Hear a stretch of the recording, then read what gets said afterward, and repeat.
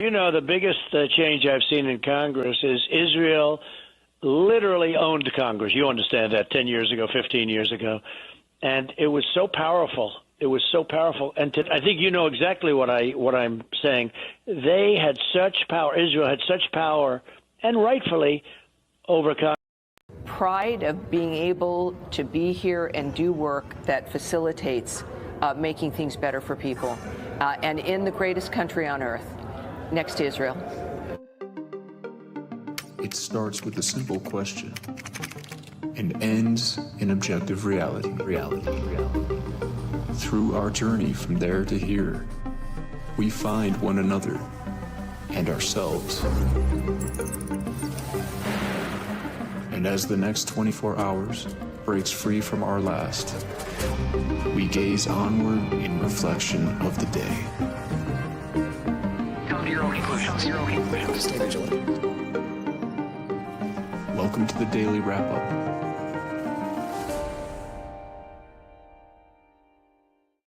Monday, June 23rd, 2025. Thank you for joining me today. Largely a follow-up from yesterday's show, so make sure you tune in to what we were discussing yesterday. Some important developments around the Abrego Garcia case, which I argue most are not going to see because of how much is going on. It's an important development that shows you some major, it's what we've been telling you the entire time. I mean, really the court is seeing the same things we've been highlighting, whether, you can decide the validity of what we're pointing to. I think the evidence speaks for itself, but showing you the dishonesty of this administration, just in my opinion, the U.S. government, no different from the one before, but they're in the position to egregiously lie to you about something that was so foundational to this country. And whether that was a green card holder, visa card holder, or an illegal immigrant, if we've hopefully come to understand by now that they all, yes, have constitutional rights. And that's how this was designed. One of the main issues was them trying to change understanding of that and drive us to a point to where we then pretended governments gave us rights as opposed to understanding the inherent God-given dynamic that are constitutional rights as outlined by the framing or, the founders of this country.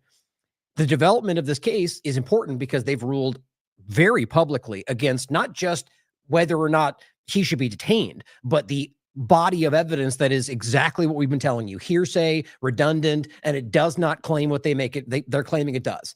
Very important to see.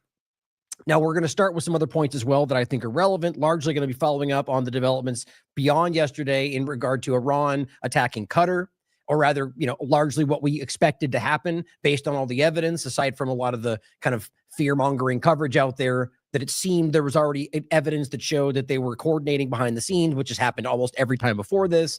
And now, I'm thinking more of an Iraq base, but it seems like they actually did go after Iraq as well. But that it also now seems that there's arguments being made that this was allowed, which is really interesting when you're watching Hegseth and the rest come out and go, they were so weak and we're so strong, which is exactly what I told you would happen yesterday. It's not like we're psychic. Anybody with a brain could have seen that coming if you just watch how this tends to go, which is that they take advantage of that every time. And in the background idea, and remember, Trump pulled troops away from Iraq. It seems the base in Qatar was largely removed as well. There was nobody really there, no casualties. So it seems like this was meant to happen this way. Maybe, and the question is whether or not there's like a double cross between Israel and Iran. And we'll get to all of that. But the argument, especially for the Joneses of the world that are always kind of hyping the World War III on the cusp of tomorrow, it clearly seems to have somewhat de-escalated, at least in the moment, but I don't think that's where it's going to go. I think Israel is determined to make this continue.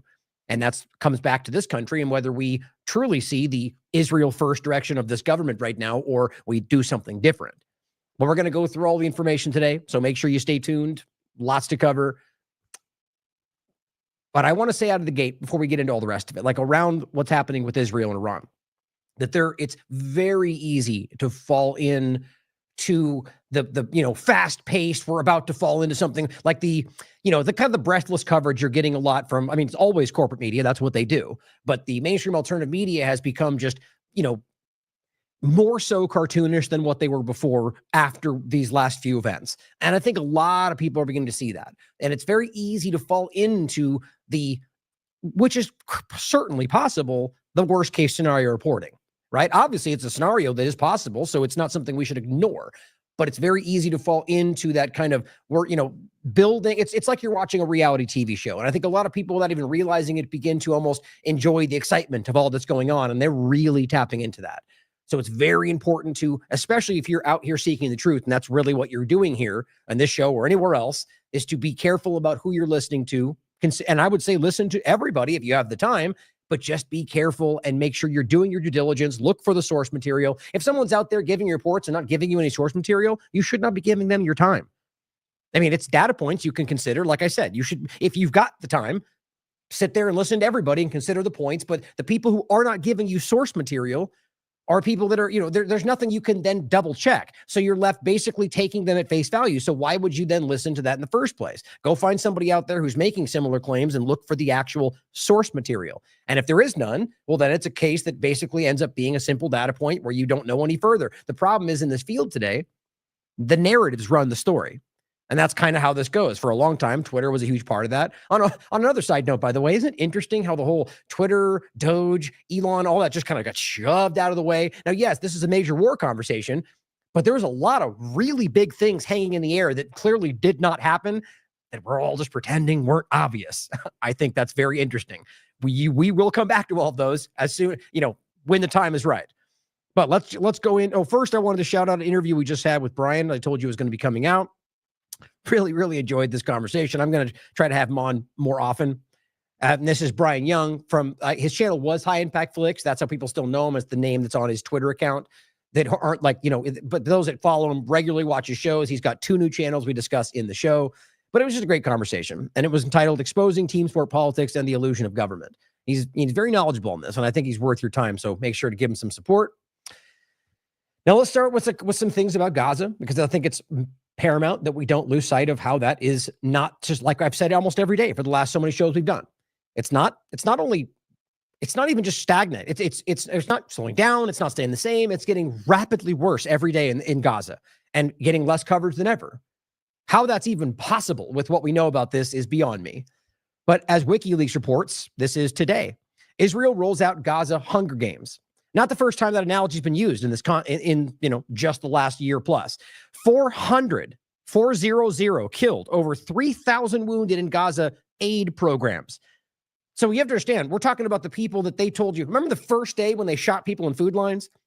And it was all these swirling arguments about, no, it was Hamas. No, it was a lie. No, that's not even possible. And then it eventually cascaded over like 4 different sessions of, no, okay, well, it was, but we were shooting above them. And oh, no, we did shoot at them, but they were rushing us. And and I mean, literally every time this happens, 400 killed because they kept shooting them every day.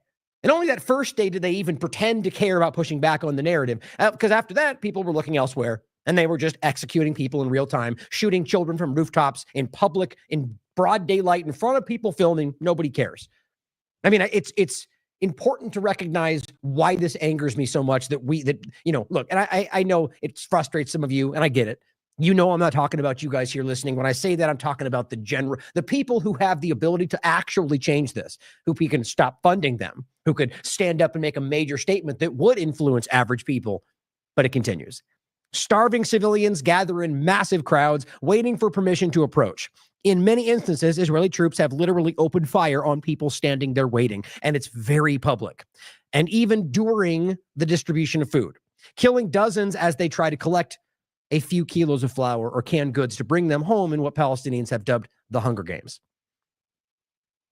Very real. Mohammed Shihada points out that exactly 7 months before October 7th, Israel's ex-defense minister, Moshe Yaalon, who actually, I'll play that really quickly if I was going to start with that, but I thought the other one was better to start with. We'll come right back to that, by the way. The Tammy Bruce statement of, best country in the world before Israel, or, after Israel, very clearly trying to make that sidestep. And then when it becomes public, trying to say, oh, it's out of context, but we have the full picture. We'll have the full clip for you. We'll play that in a second. Very much not out of context, just afraid when people find out the reality, or rather, they're not used to when people call it out.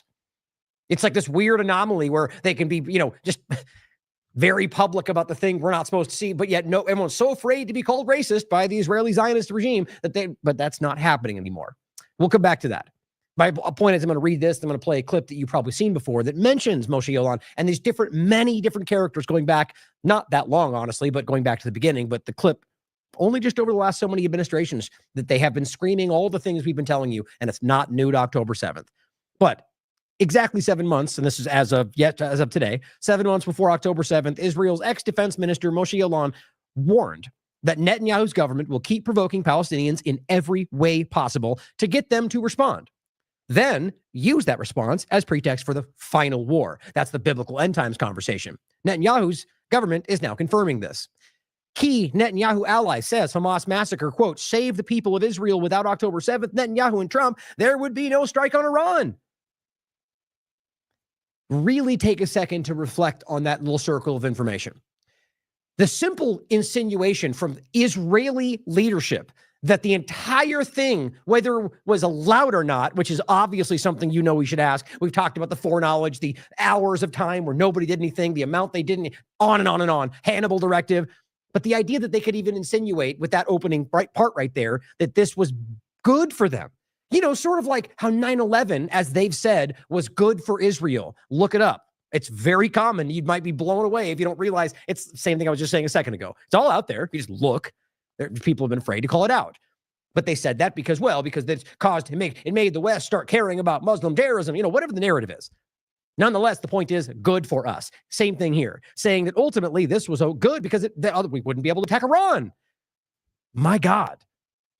And the scary thing is, guys, that I know most people see it. I know most Republicans see this right now. And right now, we're conservatives more specifically, and who are very, very confounded about turning around to look at the team they think they're on. And they're going, "You're not America first." They're going, "But wait a minute, we're talking about this country, and Israel's, and you're the one saying I'm not America first." It's just this funny back and forth, which is kind of terrifying when you realize how serious it is. But it's a very positive moment, aside from how uncomfortable it is, because it shows you people are waking up, not in one partisan side or the other, but in general. We've been calling it out for a long time. This is a clip that it's here. I forgot to download this. This is a person speaking to members of the Israeli military who's telling them, you know, if you want to do all the things that we see you doing, just don't do it publicly, right? Go out there and have a good time. But, you know, if you want to dress in women's clothing and, you know, steal things and whatever, just do it when no one's looking. This is literally what we're talking about. This is where Israel has unique issues. Here's the one piece of advice I'll give you, okay? If you're joining the IDF, okay? Leave your fucking cell phone at home and stop taking stupid fucking videos, okay? Because everybody. Sorry, there's cursing. I forgot to mention that for those listening. I apologize. It is family friendly on the show, and I tend to point it out beforehand. I just frustrated for those opening clips. But the idea, so it's not like, hey, stop committing war crimes. Just stop showing everybody what we're doing. And they all laugh about it. I mean, look, wearing a dress is not a war crime, but it's one step in that direction of, you know, just obviously raiding people's homes that are civilians and stealing their clothes and jewelry is a crime. Maybe not to the level of war crime, but the point is everything else they're talking about are human rights violations, war crimes, and they're all being documented. They're dancing about it on TikTok, and he's simply going, just stop showing everybody. He's fucking you with him, okay? And if you see a soldier, okay, going through a fucking drawer, and listen, if you want to fucking wear a dress and you think it's funny, just don't fucking take a fucking video picture of it, okay? Jesus. My God. Like, this is how removed people are from this. Like the idea is you're so far on that side that it's preservation. It's not about right and wrong or facts. It's about stop exposing us. It's just wild. And Abir says this is Destiny's advice to, and this, what's his name? I forget his full name. We've mentioned it before, but his advice to Israeli soldiers on his Hasbara tour. People don't like seeing our war crimes. Don't film yourselves in women's clothing. Just put our camera away and have fun. Well, here is what the Israeli ambassador to the UK has insisted, and we've seen her on her clumsy tour. I don't even know why they keep using her. She's the one that tried to pretend that there were no churches in Gaza until the guy said, "Yeah, but there are though. Here's a picture." And she goes, "Oh, what? I meant none that are still being used." And he goes, "But they are though." And here's the pastor. And she goes, "Well, but Hamas is bad," and like just tries to jump away from the story and got caught in real time trying to pretend one, that there were no churches. Then when she was exposed in real time, tried to evolve the lie to go, but no, that's a lie too. Here's a literal pastor who's trying to show everyone that they're being bombed. So did she not know that? I mean, look, let's not play games. She was lying deliberately to hide what they're doing. And then just like Israeli government propaganda always goes, once they get caught for the lie, they just broaden the lie a little bit. Oh, okay, but then add this too. Does that work for you? No? Okay, then I'll raise you 5 more. How about that? It's not a joke. It's literally what they do every time. Sky News, Israeli ambassador to UK has insisted children have, quote, never been targeted in Gaza, and said Hamas should be blamed for every death. So this is where we're now being pulled into different conversations, and people are distancing themselves from this. They're trying to reimagine the truth. This is what they do every time. And this is what Israel is hell-bent on creating, a time gap to where they can just forcefully scream racism and make people go back into place. It's happened before. I just think it's insane that we can't be honest about that. Oh, I was going to play. Let me play 2 clips for you then. Since I don't have any time restrictions, probably going to be longer. I hope it's not that long today, but here's the clip I played before, in case you forgot. This is a Jewish doctor who's admitting to you that I'll bring up the thread as well. They're not only watching them snipe children, they're watching them kill doctors, they're watching them assassinate people. We have the clip from Dr. Nick Maynard about the hospitals, it never stops. And she's trying to tell you, not only have they not killed a single child, but that it's all Hamas. When were you in Gaza? End of April for the first couple of weeks. And then there's sniper bullets. I have children that were shot twice. Wait, you're saying that children in Gaza are being shot by snipers? Definitively. I have 2 children that I have photographs of that were shot so perfectly in the chest I couldn't put my stethoscope over their heart more accurately, and directly on the side of the head in the same child. No toddler gets shot twice by mistake by the world's best sniper. And they're dead center shots. In fact, more than 20 doctors recently in Gaza also told Sunday Morning about gunshot wounds to children. One American doctor told us he even reviewed CT scans to confirm what he saw because he, quote, didn't believe that this many children could be admitted to a single hospital with gunshot wounds to the head. Some shootings have been captured on video. So, of all the disaster zones you've seen, how does Gaza compare? All of the disasters I've seen combined, 40 mission trips, 30 years, ground zero, earthquakes, all of that combined doesn't equal the level of carnage that I saw against civilians in just my first week in Gaza. And when you say civilians, is it mostly children? Almost exclusively children. I've never seen that before. Never seen that. I've seen more incinerated children than I've ever seen in my entire life combined. I've seen more shredded children in just the first week. Shredded? Shredded. What do you mean? Missing body parts, being crushed by buildings, the greatest majority, or bomb explosions, the next greatest majority. We've taken shrapnel as big as my thumb out of 8-year-olds. The UN reports that to date, more than 80% of Gaza's population has been displaced, and the majority of its buildings destroyed. A reality which has taken its own toll on the well-being of children. What about the emotional wounds? How can you measure that? I can't measure my own. How do you be an orphan and watching your family, melted in front of you and shredded in front of you? How do you fix that? Ever fix that? Every single part of the hospital has been destroyed. The whole infrastructure of the hospital has been destroyed. When I spoke to Marwan yesterday, he told me there were 107 patients still in the hospital, 60 medical staff. God only knows what has happened to them. I think we've seen some of the pictures. Surgeons I know have been executed in the last 48 hours there. You guys have seen all of these clips. It's insane to me that we have to play. Like, you have look at this thread. You do the math. There's 4 in almost every one of these, and it continues. There's 2 in some of them. 4 plus 4 plus 4 plus 4 plus 4 plus 2 plus 1 plus 4 plus 2. All these together, all of them down to these last. And I've tried to add more, by the way. In the last few times I've tried, Twitter wouldn't let me. Different story. Every single one of these clips are doctors from multiple countries all around the world. And in fact, even though they're just as valid to include, I haven't included doctors that are in Palestine or like these are all doctors from London, from New York, all over the world. And they're literally telling you, I've watched them execute children. I've watched them kill doctors. Nick Mader was going to continue to tell you, I've watched them execute people I know. Nobody I've spoken to has ever seen Hamas in any one of these hospitals.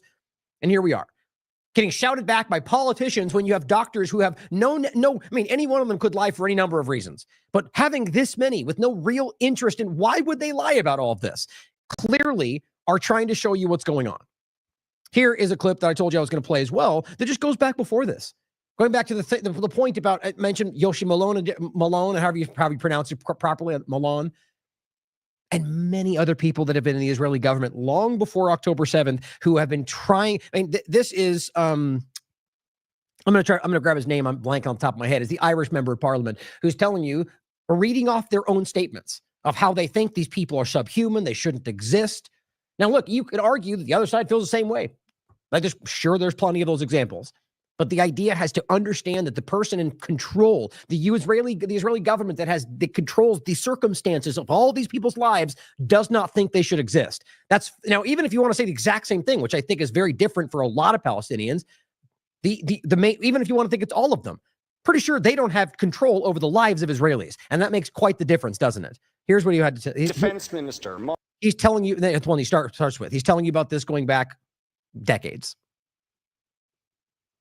This is the Defense Minister, Moshe Yaalon, talking just a couple of weeks ago. Israel is going to hurt Lebanese civilians, to include kids of the family.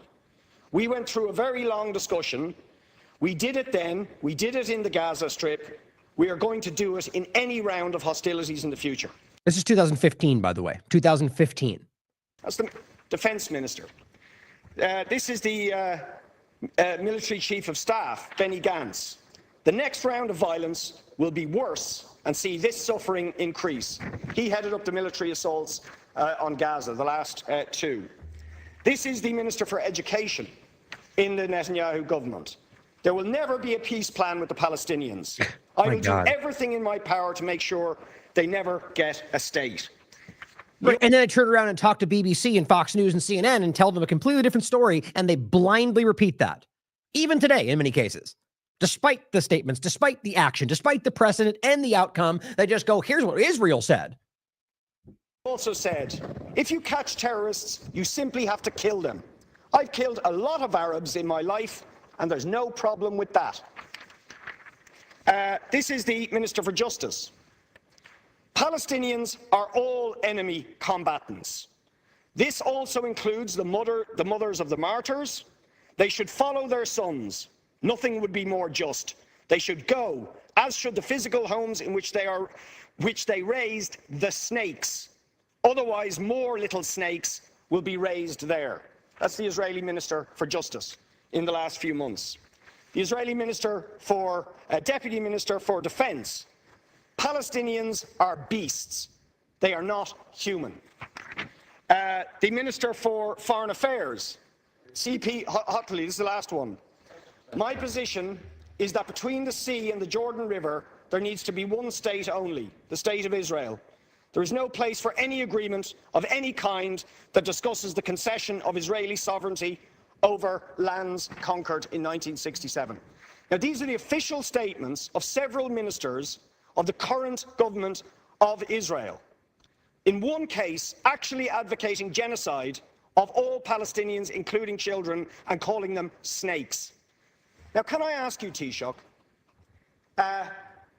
do you not think that if we're defining terrorism, that is the language and thinking of terrorists, that it is absolutely unacceptable in civilized politics, in civilized international relations, for the heads of government of a state that we carry on normal relations with and who you met in Paris to advocate those sort of views when we know they have also led on to the deaths of thousands of Palestinians, innocent men, women and children?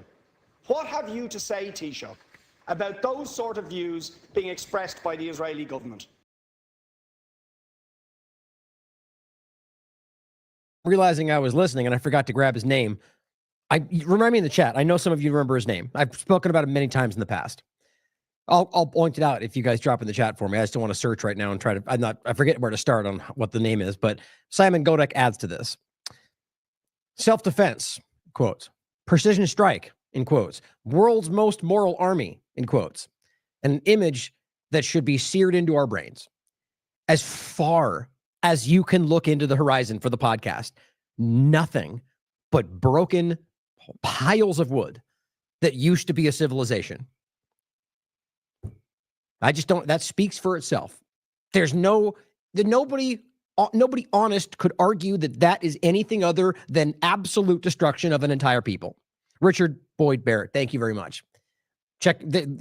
He's been screaming about this for a long time. But just take a look, guys. As far as you can look. There's some skeletal remains of larger buildings, but everything is gone. It's precision. Ryan Rosbiani points out, now this, I still argue that this is an underestimate for many reasons. But now there's more evidence that's come out. They're claiming that they can verify 377,000 missing Palestinians. Not to say that you could argue they're all dead, but it's hard to imagine where else they might be missing other than under rubble or vaporized by the bombing they're doing or whatever else. There's certain possibilities of people that have left and fled, however that's possible. But the bottom line is 377,000. And even Israel and Donald Trump are talking about 1 million people in regard to where they moved. Well, there was over 2 million when this started. Where did that 1 million people go? Why aren't you factoring in where they might need to go? Maybe because they don't think they're there anymore.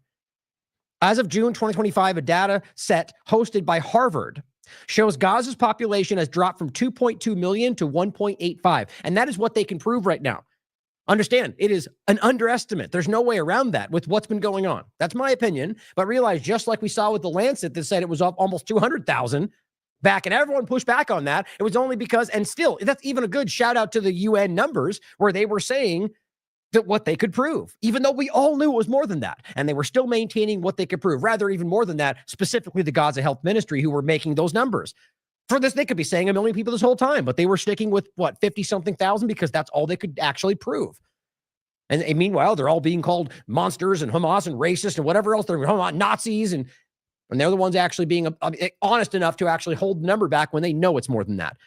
Insane. There are people in northern Gaza who endured the heaviest bombing, residents of Rafah's eastern districts, he's pointing out, families and zones in total communication blackout. Now, on Syria, all these are relevant to understand the idea of what Israel is doing in foreign policy, in Iran in particular, and throughout the United States.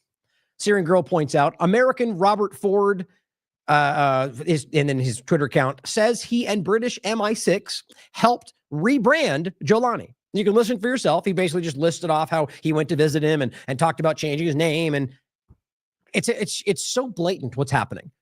And understand, it's not like it's a secret. He openly tells you what this guy is and how they rebranded him and how they got him into politics. It's like it's the quiet part out loud as a document. It's exactly what we're talking about, and it's not even hidden. The founder of Al-Qaeda in Syria, Jolani is his name now. He said Jolani never apologized for the terrorist attacks in Syria and Iraq. Or rather, I think Jolani was the name he used. Now it's the other one they claim is the real one. Either way, it's a terrorist who they told you was a terrorist, who they secretly were always working with, who they've now allowed to take control of Syria, or rather, they pretend that while Israel's take control of Syria. Now, of course, churches are being bombed in Syria, which we've just talked about.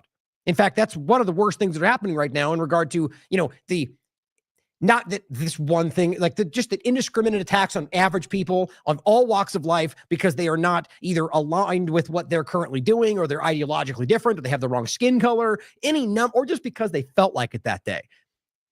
We've already shown you this. That immediately afterward, there were people literally wearing ISIS patches who were running around Syria, executing whoever they wanted, and they worked for the U.S. and Israel. We shouldn't even be balking at that anymore. And so the point is that they're literally telling you, and look, you can zoom in and see the guy, they gave him a facelift. Vanessa Beeley and I in the past have laughed about how they all just gave them a facelift and called them Hayat al-Sham. Now it's no longer Al-Qaeda. And people fall for it, or rather they just don't care.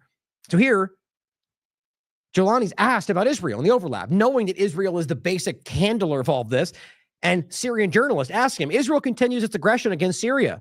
and your attempts to make peace with them was ignored. So what do you plan to do about it? His answer? I don't want to talk about that. Of course.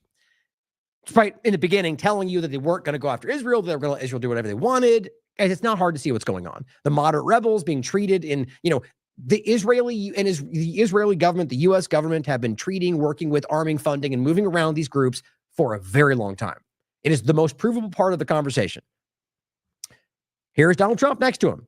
As Dave DeCamp points out, it's funny that they're going with the IEDs in Iraq thing to justify the war with Iran, when in Syria, they've embraced an al-Qaeda guy who directly fought an insurgency against the U.S. in Iraq. Trump even praised him for his strong past, because that's what he's supposed to say. He's literally standing next to the guy who very well could have laid down those bombs that blew up American people, anybody involved, Americans, if that matters more to you. It's just that simple. It's that simple. On top of that, the IED dynamic, realize you're talking about an illegal invasion of Iraq.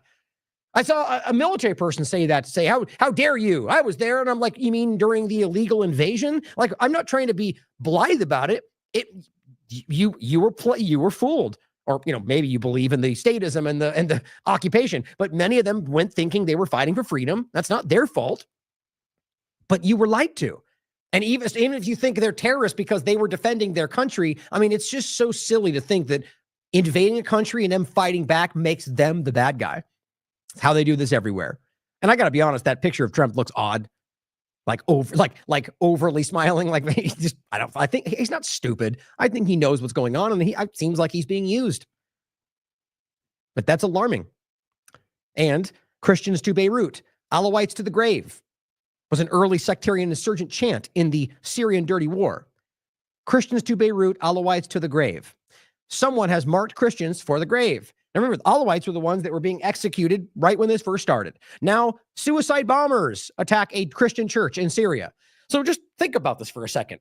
The group that they're supporting, these churches were not touched when Assad was in power, and Israel and the United States allowed the terrorists they claim they were fighting, like on the surface of the conversation, to take power. They give him a suit, and they change his name.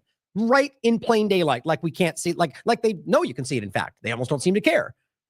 Then these people, in their control structure, suicide bombings start happening. And against Christians, the very group that Israel was targeting the entire time.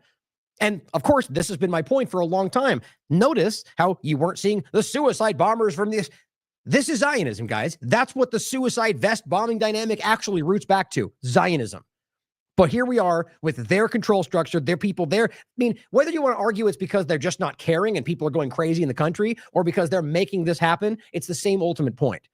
They are the ones creating destabilization while claiming they're saving the world, bringing freedom and liberty while destroying everything for their benefit at the expense of everybody. Ask Syrians.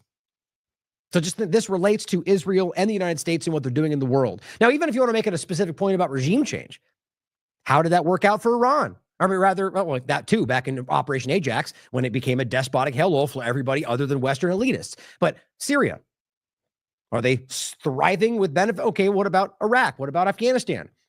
What about Libya? I mean, you can make all these cases and you can pretend they tried to do right by them, but didn't, failed, made a mistake, or they never meant to help them. But the same argument applies. Why would you let them even try to do that again in Iran? I've made that joke for so many years that, even if you think they're actually just doing their best and like tripping over the shoelaces and destroying countries, they're batting zero, guys, zero. They haven't saved one of them there's no freedom that I can see in these countries. So maybe we should not let them do it again. Maybe that's a smart thing to think about. But before we go to the further conversation of foreign policy and how that continues, let's recognize how that same thing is destroying this country. And some of the byproducts of that have been the attempts to begin the encroachment on our rights for what Israel and foreign governments want. And this developed in the case of Garcia and Khalil and plenty of other people who were here legally with no criminal record who are still currently rotting in El Salvador.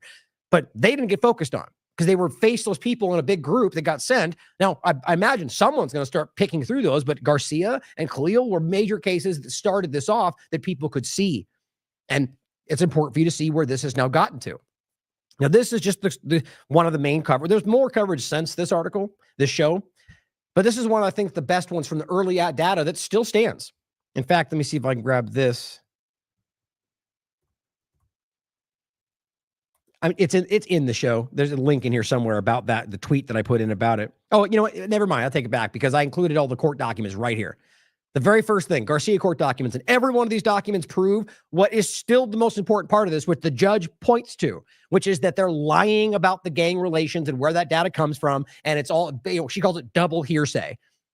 That's the best they have, guys. And that's why this human trafficking thing is, they are just patching this together as they go. And if you haven't seen our coverage, look, before you start calling me a liar and I don't know what I'm talking about. Yeah, I do. And I've gone through this in depth and have proven well before they were making these next claims that they've been lying about this from day one. And the actual traffic stop we went through in depth before they even used it to claim this today. It's incredible. And I'm not going to go through it all again today. It's more things to talk about, but I'll include this show. And let's read this first, and I'll talk about the Khalil one next. Now, Stephen Miller, this is from the Daily Beast. Stephen Miller embarrassed in high-profile court ruling. It says, a judge has shut down arguments pushed by the Trump administration and White House Deputy Chief of Staff Stephen Miller, very, very, very, very passionate Zionist, in a ruling surrounding the high-profile case of Kilmar Abrego Garcia. Tennessee Magistrate Barbara Holmes ruled Sunday that Abrego Garcia is not the dangerous gang member Trump allies like Miller and Department of Homeland Security Kristi Noem have repeatedly claimed he is. Now, of course, that's just like every time, no matter, well, it's a judge and judicial coup, and yeah, maybe consider that. But maybe also look at the evidence and consider for yourself that they're blatantly lying about it and have been from day one. Abrego Garcia is pending trial on human smuggling charges for allegedly transporting undocumented migrants within the U.S. He's pled not guilty to the charges. Now, realize, again, this was one time where he was caught in it really was his employer's car. You can prove that, where he had a bunch of people that didn't speak English. I mean, very well could have been bringing illegal immigrants to go work with his boss. That's what they did, construction and stuff. And I think it was construction, right? But something in that vein. So if you want to think, if you want to make an issue about that, then fine, charge him for, I mean, the bottom line is not to get ahead of that, but was that they looked at it. They said that seems suspicious. And then looked at the files that were still pointing to the old claim from the cop who was fired for corruption and pointed to a source that no one's ever proven exists that claimed he was probably MS-13.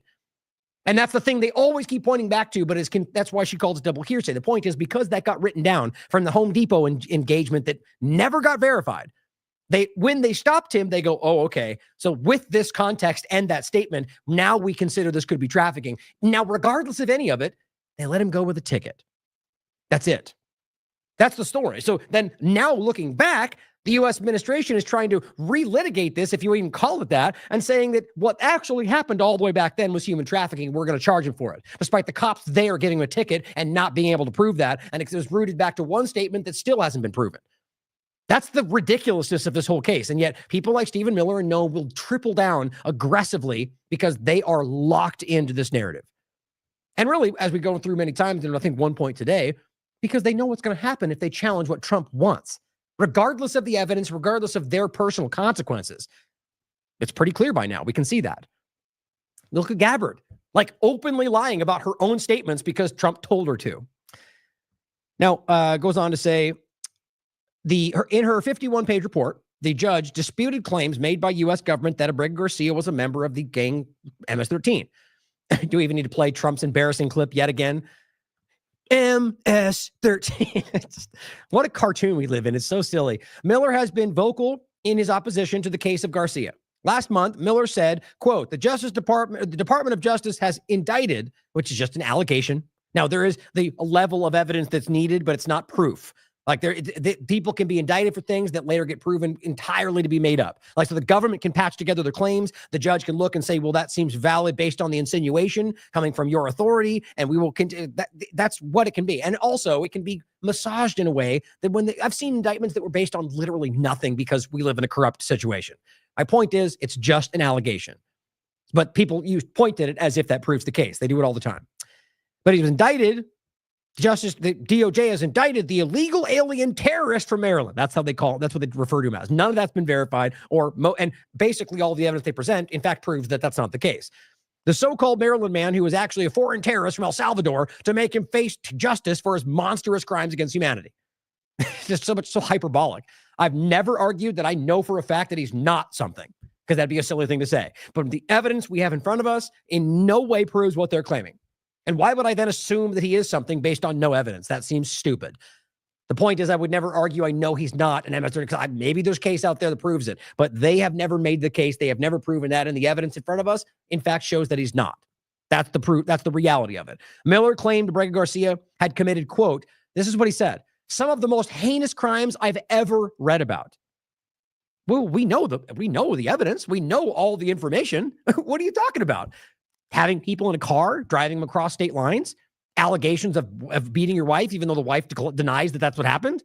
I mean, what are we talking about? Are you talking about your secret source who claims on top of this as of, 7 years later, that now he remembers that there was dangerous things that were done with children? I mean, they've just lobbed on a bunch of stuff that nobody can back up that tie back to yet another anonymous source. For all we know, that's not even real. But even that, you're going to say that's the most heinous crime you've ever read about? I mean, we know he's being dishonest by making it that hyperbolic. And he goes, a very dangerous person. In April, he pushed the claims to Fox News as Jesse Waters, who, they platform every moron in every government position that benefits the government narrative. He is an illegal alien, he says. And by the way, no, he's not, because the reality is he was allowed a withholding of removal by Trump's administration, which doesn't make him legally in the country, but it does not make him illegally here either. That's a situation where they give him the allowance to stay until they rule further. Now, fine, you can argue that's why he could be removed. I wouldn't disagree with that. Like if they then decided to. But that is when you come back to the process of claims, due process, and especially not being sent to El Salvador, where the Supreme Court had already ruled you couldn't, based on what Trump's last administration said. Now, if you're confused by all that, it's information that we've been covering the entire time. It's irrelevant at the main point now. It's been this circular logic of nonsense right up until this point. But an illegal alien, my point is he's wrong about that and implicated in human trafficking because you guys add that on based on basically nothing and then added deport. I mean, it's everything about him. And look, this is just my personal opinion, but even the way he looks, it's like he's irritated that he has to be here talking to you. You know what I mean? Like he's like this feeling of just like, it just screams dishonesty. And I felt like that before I ever knew who he was. You get an impression about somebody and you look at their face and you get the impression that he's somebody who is, like, for example, like Trump or Elon Musk. I got the very same thing from Elon Musk when he was up talking about MAGA and saving the country. Like it was actually poorly playing a role. You could tell he was putting on an act, but people don't care. And this guy is very clearly it's like he's laughing at you in his mind. That's the feeling I get. Now it says again, just my opinion. The order from Holmes, however, said the government had failed to prove Garcia was a serious risk. That's the first part. To flee and obstruct justice. They claimed he's a illegal terrorist, monster, rapist, whatever, that he's going to flee the country if we don't keep him in jail. They disagreed because, in fact, you look at the evidence, there's really nothing but insinuation that makes that case. And it says, quote, overall, the court cannot find from the evidence presented. And that's what matters. They were the ones that gave the evidence. So if it falls short for making the case, that's on the fault of the government. And we've already seen the evidence because it's not there. That from the evidence presented that Garcia's release clearly and convincingly poses an irredeemable danger that it doesn't. It says that, overall, the court cannot find from the evidence presented that Garcia's release clearly and convincingly poses an irredeemable danger to others in the community, meaning that the evidence does not prove that he's a risk or a danger. Now it says Holmes also slammed government evidence that Garcia is a member of MS-13, saying, quote, consists of general statements and double hearsay. That's it, guys. The government patching together this, hoping they'll get influence over the judge. Exactly what they want you to think is happening from the other side, and probably is. But just realize as they're screaming about people manipulating judicial process, that's what they're doing too. And stated that he has, quote, no criminal history of any kind, because that's true.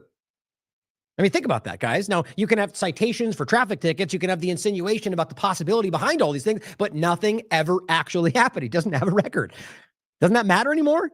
It says, quote, the court does not find that these circumstances, when considered together, compel a determination that Abrego poses a risk of danger to the community or has the proclivity and incentive to flee rather than face prosecution of the case.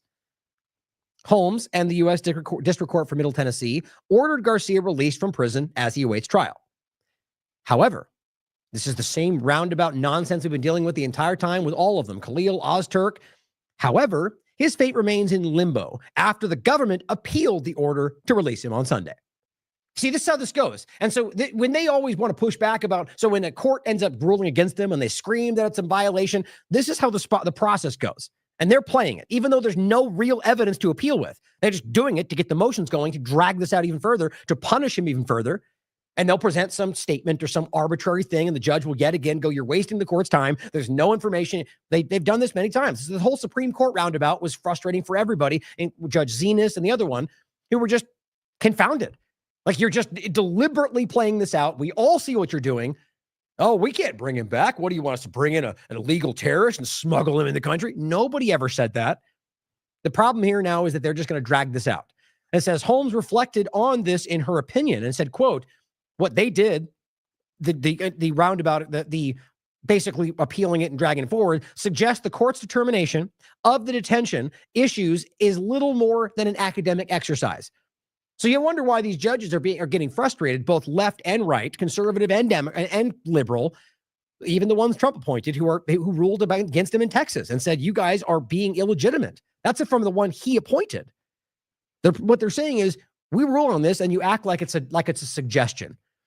Following the government's appeal, that was my framing of what they said, the Maryland father will now be placed in custody with ICE, pending deportation again.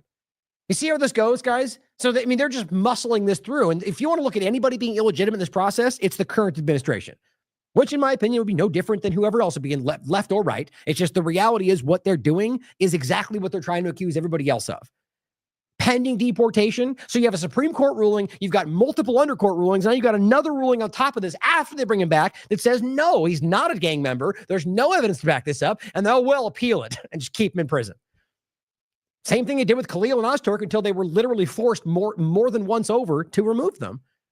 Now it says another court hearing is due to take place on Wednesday afternoon, so 2 days from now, set on the conditions for his release. So they're going to come back and they're going to push, and we'll follow up on it. But these are lawless, like as George Galloway coined, at least as I remember, rampant lawlessness. Rampant lawlessness. And that then bleeds into everything else. Why do you think that's the case? Look at who they work with, guys. Look at who they're partners with. Now, as Aaron Melnick points out, who, by the way, if you want to look back at but since this situation started, that's why I've been referencing him, he's been right about everything he's been talking about.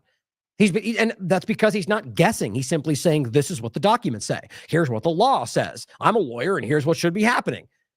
Now, I'm sure he's got his own political leanings like everybody, but the bottom line is he has been consistent on showing you the information that proves they're wrong, and we've been backing it up with our own research. Every single serious accusation against Mr. Garcia comes from people who are currently in prison and will be getting out early thanks to giving information to him to the Trump DOJ. Exactly as we expected. So that doesn't have, you can't then say that proves that they're lying, right? But you have to understand how easy it is to coerce testimony, especially testimony about something from almost a decade ago. The people involved at the time decided was not what they thought it was, gave him a citation. So now you're going to find, and how did you even follow this up? Randomly finding people that somehow knew him from some back. Unless they can prove that these people did in fact know him and prove that there's a connection and why they would have this insight. If it's just them claiming they have I was there that day or something, why would we take that at face value with all the lies they've been caught with so far? Literally to the point to where they've been forced to do this now. This is built on 6 other lies. So now they're trying to use a final lie to put those other 6 to bed. Because this is about not even going back to the first conversation. They're just trying to jump to the flat and say, well, it was human trafficking. Fine then. We'll ignore all the rest and jump forward with a brand new claim. They've lied about everything else before this. And now leaning on people in prison because that's trustworthy. And it says, as the magistrate judge pointed out, their claims at times defy physical reality. Here is what Glenn Thrush pointed out. You almost never see a judicial dunk on DOJ like the denunciation of the government's charges against Garcia. The allegations against him border on physical impossibility, said the magistrate. It says the court gives little weight to this hearsay testimony, double hearsay through Special Agent Joseph's testimony of the first male cooperator. See, that's what they do. They have him repeat basically repeat what they know from other allegations and then act like that's double confirmation as opposed to him just repeating what he read that was given to him by the same person. This is classic government tactic stuff, guys. And it says, of the first male cooperator, a 2-time previous deported felon. That's who they're using to back this up. and acknowledged ringleader of a human smuggling operation. So you're literally working with human traffickers to go after somebody who appears to not be doing that. And says who has now obtained for himself an early release from federal prison and delay of a sixth deportation by providing information to the government. So now you're allowing a guy to not be deported, who in fact has been deported 5 other times and has snuck back in. Guys, this guy represents everything they claim they're fighting, and they're allowing him to stay so Garcia can be sent away. You're either honest about this or you're not. You're either only in this for my team or you're in this for what you actually care about in your principles. You can't have both because it's really obvious what's happening here. And it says, nor do the hearsay statements of the second male cooperator on this issue fare any better, as his requested release from jail and delay of another deportation depends on providing information the government finds useful. Even without discounting the weight of the testimony of the first and second male cooperator for the multiple layers of hearsay, their testimony and statements defy common sense. Now you realize she's talking about not just the claim of being a gang member, and this going back to the beginning, but the claims of human trafficking, everything, the new people they're presenting, she's calling it all hearsay because that's what we're dealing with. Both male cooperators stated that other than 3 or 4 trips total without his children, Abrego typically took his children with him during the alleged smuggling trips from Maryland to Houston and back. So you see, you could simply call a man who's bringing his children with him to pick up other workers to go back and work with his boss. And yes, you could just argue that because they're here illegally, that's the biggest deal in the world. There's crimes being committed if you're here legally in the first place. But come from someone who's worked in restaurants and how often I drove around our dishwashers to go do other events, and you could call me, you could say that was human trafficking based on the same argument. You know there's a difference here. And the point is, maybe it is as bad as it sounds, or maybe it's him driving workers to go work with his boss because, as even Donald Trump said, there's plenty of illegal aliens in food and restaurants and hotels that are okay. And his kids coming along almost prove, if you look at it that way, that this is benign because he's bringing them along for the trip. Consider both is my point. And all the evidence and the judges and everyone else involved, other than the people who have an interest in lying about this, are telling you that that's what's going on. It says some 2,900 miles round trip, as often as 3 week per week, or 3 or 4 times per week. The sheer number of hours that would be required to maintain the schedule. And so she's claiming that the trips they're claiming how many times, which they're the ones bringing this in, they're introducing that. The sheer numbers of hours required to maintain the schedule would consistently be more than 120 hours per week of driving time. Approach physical impossibility. So without them, they're trying. I bet you there's like an arbitrary mileage number they needed to include to surpass some kind of legal barrier. That's just my gut tells me that. And so they just use that number. And then it turns out that based on metrics and distance, that she's saying that becomes near physically impossible for him to have ever done. But see, I actually think we're dealing with people that are they think they're way smarter than they actually are. It says, for that additional reason, the court finds the statements of the first and second male cooperators are not reliable to establish that this case involves a minor victim, which is like the core thing they're pushing. He manipulated his own children. These people are disgusting. What they're willing to lie about and do just to serve their master is absolutely disgusting. It appalls me. We will talk about this more. Now, we also talk about Mahmoud Khalil. The show we covered on March 13th, the U.S. government's flagrant attack on free speech. Mahmoud Khalil is just the beginning, which clearly we all saw continue. Here is a follow-up to that. This is from June 20th, 2025, which is 3 days ago. Colombia protester Mahmoud Khalil freed from immigration detention. Now, the real crime is how long they kept him with no charge. I mean, unbelievable. I mean, actually, not unbelievable, actually shockingly common, but still just very, very vivid. Now, it says Palestinian activist Mahmoud Khalil was released Friday from federal immigration detention after 104 days. Never charged with a crime. 104 days. I mean, just think about that. That's, in principle, it's no different than an American. Same constitutional rights, same dynamic. You're being arrested without charge and held in prison. That is exactly what we're dealing with. An illegitimate power structure that it will do whatever it wants, whenever it wants, trying to sell you on the idea that what they're doing is freedom. The former Columbia University graduate student left a federal facility in Louisiana, which is where they sent him, by the way, not where he's from, because they felt like the Louisiana court and system there would be more amenable to what they wanted, which it is. He is expected to head to New York to reunite with his U.S. citizen wife and his infant son, born in this country. Both born while Khalil was detained. The Trump administration is seeking to deport Khalil, and this is what the AP wrote, Associated Press, because it's the reality. In court, this is what they presented, despite claiming outwardly something else. He was released, or rather, they're seeking is to deport him over his role in a pro-Palestinian protest. That's the end of the sentence. He was detained on March 8th at his apartment building in Manhattan. And you realize, again, this is not just that's what is actually happening. They presented the argument that what he's doing, being a protester there and having his ideas in his country as a national security threat. So all they're simply saying is there is no free speech. There is no ideological freedom in this country, as if it bumps up against Israel, which is the whole overarching point that we are showing every day. Khalil was released after U.S. District Judge Michael Farbiarz, that's an interesting name, Farbiarz, said it would be highly, highly unusual for the government to continue detaining a legal U.S. resident who was unlikely to flee and hadn't been accused of any violence. In fact, I don't even know of what crime they think they're accusing him of, other than some big like national security blob. There's no, he didn't, what law did he actually violate? It's wild. Quote, petitioner is not a flight risk, and the evidence presented is that he is not a danger to the community, period, full stop. Isn't there a weird consistency here that are taking people who simply just had, they were used for the agenda. And now the courts it's flushing out to where you were lying about them. But now everyone's so distracted by something else that many people are not folding this in. Look at how they egregiously lied to us about such foundational ideas in this country. Who do you think was behind that? The Trump administration has argued that non-citizens who participate in such demonstrations, legal acts of protest, saying, I don't think what Israel's doing is okay, should be deported, as it considers their views anti-Semitic. This is their presented argument. So apparently in this country, you're no longer allowed to have a certain view. You realize that's the principle.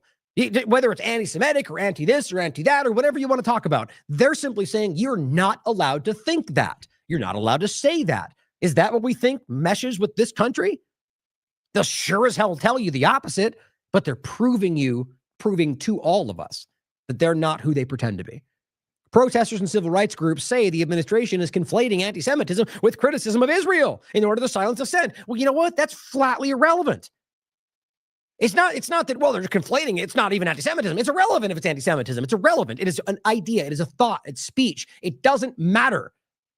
Even them saying that makes it sound like, well, if it was anti-Semitic, it wouldn't be okay. That's ridiculous.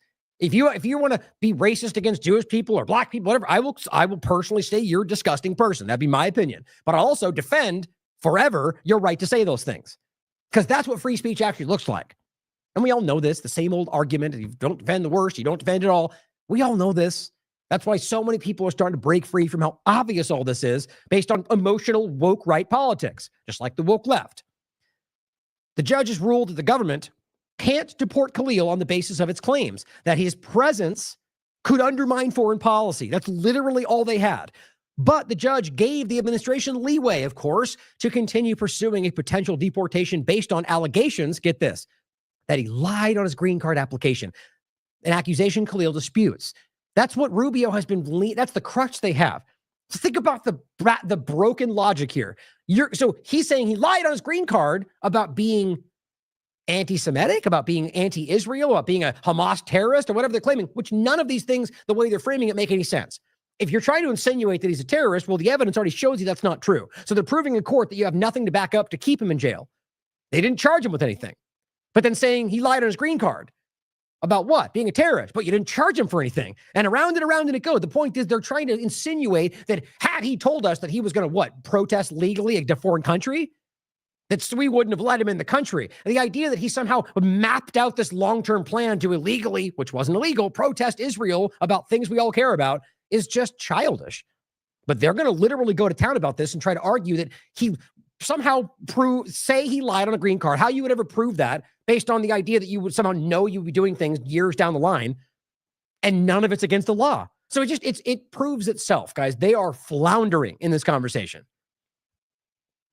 I very much think that's relevant to everything else we're dealing with.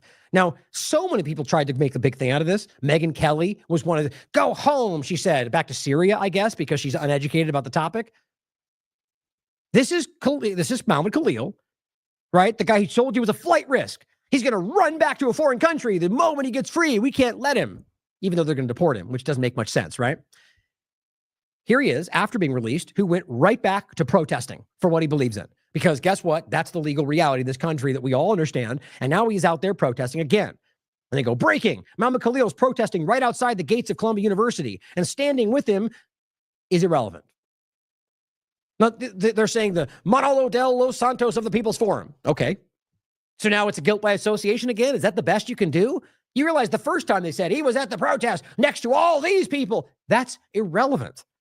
The reality is there's a hell of a lot of people at these protests. And just because they're there together does not mean that they're all on the same side with all the same arguments, or even that because they have the same opinion that they're somehow guilty of something.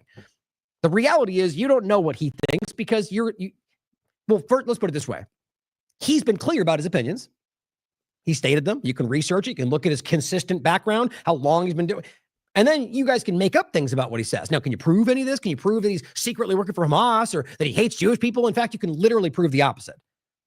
So now that he comes back out to protest with a Palestinian flag on, is literally protesting for Palestine, the best they can do is try to continue to conflate him with somebody else's allegations, somebody else's things.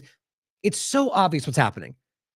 And in fact, what's crazy about it, he's going back out to make the case, to prove to you that I'm simply protesting. Here we are again, and they can't handle it.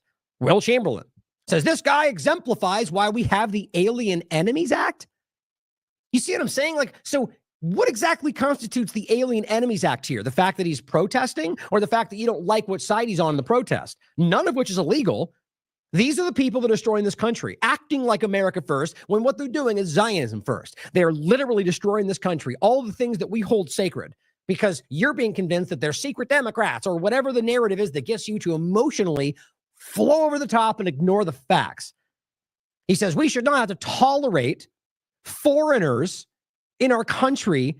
I mean, how is this not like jarringly different than what we pretend we are?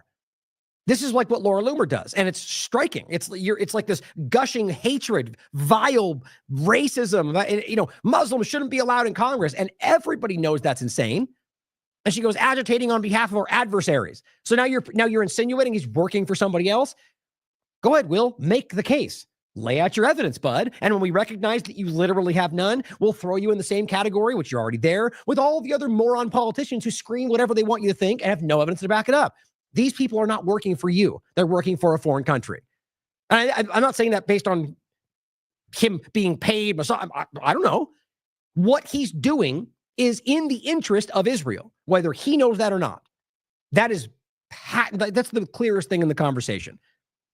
Tolerate foreigners in our country, agitating on behalf. So what he really means is we can't allow people who we see as other be here and protest against what they don't like. As long as Will doesn't like that, though. See, if Will finds it distasteful, then we'll throw you in a prison.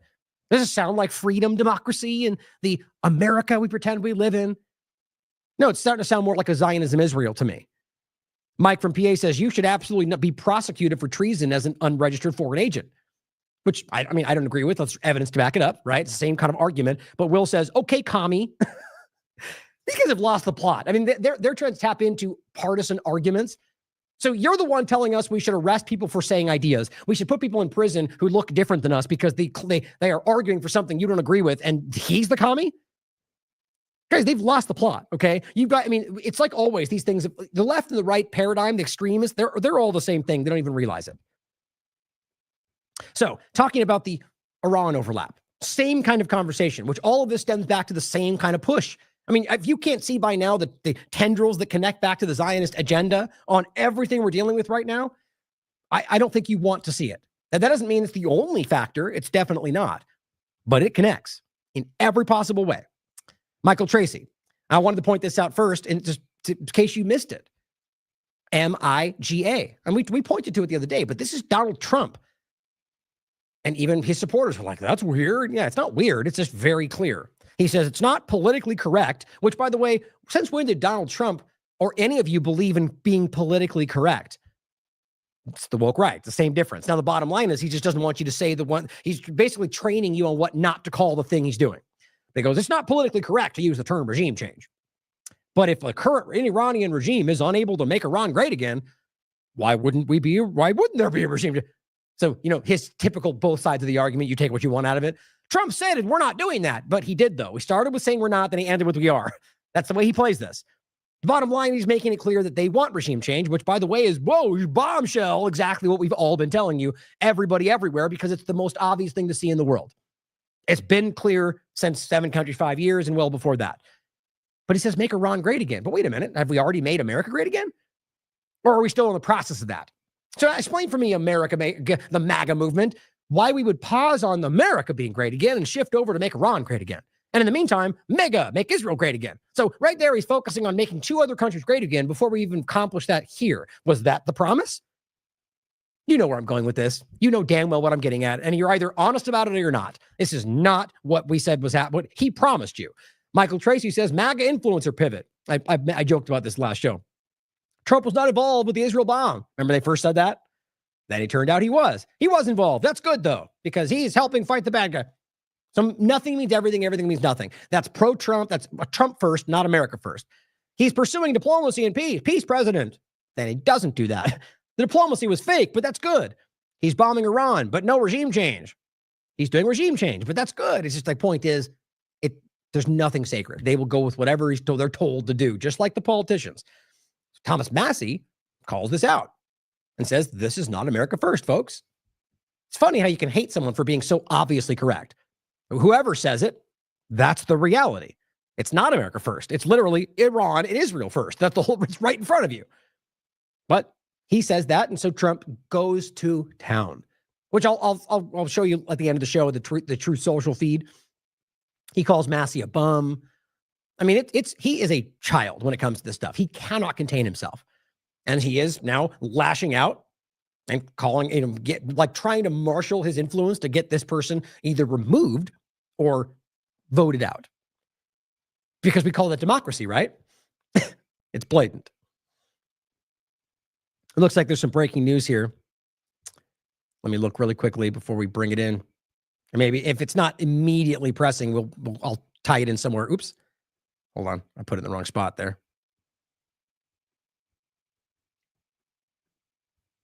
One second. All right, let's see. If it's not immediately pressing, I'll put it later in the show.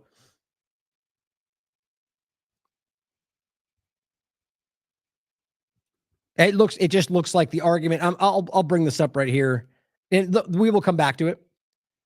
The statements are that there's been an agreed on ceasefire, which actually I'm glad. Thank you to Orwell for sharing that. That really does that's important to include for what I was thinking is going on. So I don't want to jump ahead because I'm going to get to this in a minute. But what that gets to is the idea that this very much does seem to be a tactical stand down kind of a dynamic, despite framing it as the opposite. Which yes, is exactly what I did think was going to happen, but I'm not going to pound my chest and be like, well, because it's not hard to see, guys. And it's a very common thing that a lot of people have talked about over the years. And it's happened many times in the past with Iran and Iraq in the past discussion and the traumatic brain injuries that Trump lied about. Remember, we've talked about this many times. We'll come back to all this, though. Let me just make sure I don't miss this here. Okay, we'll come back to that. So, continuing back. Keeping in mind that there's been a de-escalation, which is a very positive thing. Not America first. So what's weird, though, and I will say again to cap that off, I also don't think that it's going to end at all. Whether you think Trump means that or not is irrelevant, in my opinion. I think Israel is dictating what the outcome is here, and I think it's been made very clear. That's my opinion. So my point would be if Trump means what, believes in the ceasefire, then I'm going to argue he's being played by Israel. That's my opinion. Or I think that it's them trying to slow this down for strategic reasons because I don't think they really got what they wanted out of all this, what just happened. I don't think they're prepared for what they're doing, quite frankly.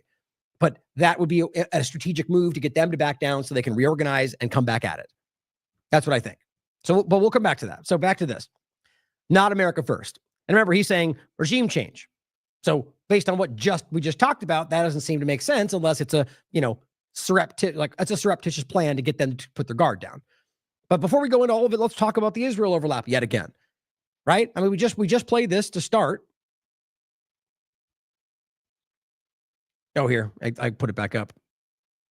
This is the Trump Congress clip where he says that Israel should control Congress. The biggest change I've seen in Congress is Israel literally owned Congress. You understand that 10 years ago, 15 years ago. And it was so powerful. It was so powerful. And I think you know exactly what I'm saying. They had such power. Israel had such power, and rightfully, over Congress. Wild. Now, here's Tammy Bruce. Glenn Greenwald says, the most amazing part of this amazingly illuminating video, which you should absolutely make sure you watch, is that the political movement could have chosen any slogan it wanted to describe itself. And it decided it wanted to be known as America First, to do and say this. Being able, the pride of being able to be here and do work that facilitates making things better for people. And in the greatest country on earth, next to Israel. It's an honor to be able to make a difference on earth. And in the greatest country on earth, next to Israel. Country on earth, next to Israel. It's an honor to be able to make a difference and to be able to speak in this regard with an administration that I love so much and that I feel genuinely represented by. It's a real honor. Yeah, that doesn't surprise me at all, in fact. And remember, this is I-24. This is Israeli media she's talking to. And she feel represented by it because it's a Zionist regime? You could decide. But what's funny, this is Ken, says, Trump State Department spokesperson Tammy Bruce says America is the greatest country on earth next to Israel. I just think that's very striking, and I don't think any Republicans are on that mindset, or other than the blind pro-Israel ones, which is the major divide happening right now. So this is the same clip, and saying she's claiming it was out of context. So here is the longer video where she says, sadly not Jewish, and maybe the Italians were the lost tribe, but nothing that changes her greatest country remark. So here, Tammy's telling you, because this is what's so telling about this. Israeli media, people in the United States pluck it out and put it all over Twitter. It shows something that she thought was going to be said to Israelis, and she got out of context because the people that will blindly support their team will then yell that down your throat. But here is the full clip. So you tell me if this is out of context. Or like Tulsi Gabbard, was she being taken out of context, or was she just blatantly telling you Iran's not seeking a weapon, and then comes out and says, but I agree with Trump that they are? She's being contradictory, and they're lying to you like this. I am not, and it starts with, are you Jewish? Are you Jewish? I am not, and sadly not. I am Italian, which I've always thought maybe the Italians were the lost tribe. So that could be the dynamic there. Isn't that just weird? Like the pandering to that. There's that's not normal. That is because, in my opinion, from a political perspective, this is what you're supposed to do and have always done. Every single person in power in this country goes and bows at the altar of Israel every single time. It's not a secret. And if you want to make that racist, that's up to you. I'm talking about the Israeli government and the power over a lot of things. But it's I'm honored. I don't mind people thinking that at all. I do recall, it's interesting, after the October 7th attacks, I went to a jeweler in the World Trade Center to get the Star of David to wear on the air. And he knows me, and he said, but people will think you're Jewish. And I said, I hope so. And the point is that at a time like that, and certainly throughout history, is that we all have to be Jewish. We all have to be recognized as this is about humanity, about the nature also of the Jewish people and the Western civilization that we all enjoy that make life worth living. Why in the world would you have to pretend to be Jewish or be seen as Jewish to have solidarity with people that are suffering in your mind? It doesn't make any sense. Do you do that when something happens to a Muslim culture? I mean, it just shows there's a very clear weirdness around this design, and it's one-sided. It's not that's the most obvious point right there. is to conflict. If you somehow don't have the same compassion for things that happen to other people in other parts of the world, then that's called hypocrisy. Or you can make your case about why you think one's more important than the other, but that gets to the point of the argument. The nature of the Judeo-Christian ethic, the impact of the Jewish people throughout history, the inventions, the medicine, the education that is delivered by Israel, but really the Jewish people around the world. It is, you have, I've thought and I've said before, you have really two options with the Jewish people. You can be envious or you can be grateful. Think about that statement. I mean, what are you talking about? Like, so like every Jewish person is the same thing? I mean, that's why Orthodox Jews around the world are screaming that they're not represented by Zionism, that this is a political organization and it's growing every single day. I mean, listen to that statement again. Before, you have really two options with the Jewish people. You can be envious or you can be grateful. Envious or grateful? No, this is exactly what drives people to think that this is all about Jewish people. Whether she knows it or not, this is a Zionism manipulation for you to think, in my opinion, that this is, she's trying to tell you that you have to either bow or support. Or again, I'm looking at the words again. But really the Jewish people around the world, it is, you have, I've thought and I've said before, you have really two options with the Jewish people. You can be envious or you can be grateful. Envious or grateful. So you can either envy what the fact that they're Jewish or be grateful for what you perceive them to have done for the world. That's it? Like, doesn't that say it like a very sick perspective of what people are supposed to be, or some kind of hierarchy? That's exactly the point, guys. Nobody is more supreme than anybody else. There's no, the idea that there's some kind of supremacist race, whether black or white or anything else, is exactly the thing we all pretend we're fighting everywhere else. Right? Except when it's Israel, because they're special. It's just very weird. And people will do everything they can to make this about race, to rather make it about religion or race for the same point, even though it's not. At least from where I'm talking from this is about the obvious manipulation of a lot of different things, but most specifically for, as we're talking today, of the U.S. government by a foreign government, and doing so at the expense of Americans through a call of America first. It's just wild. I am enormously grateful for the nature of living this life in a modern age, with also knowing the nature is for our world, really from the beginning of time. Also note, this is just this diatribe. There's no questions. They just basically gave her the kid, go.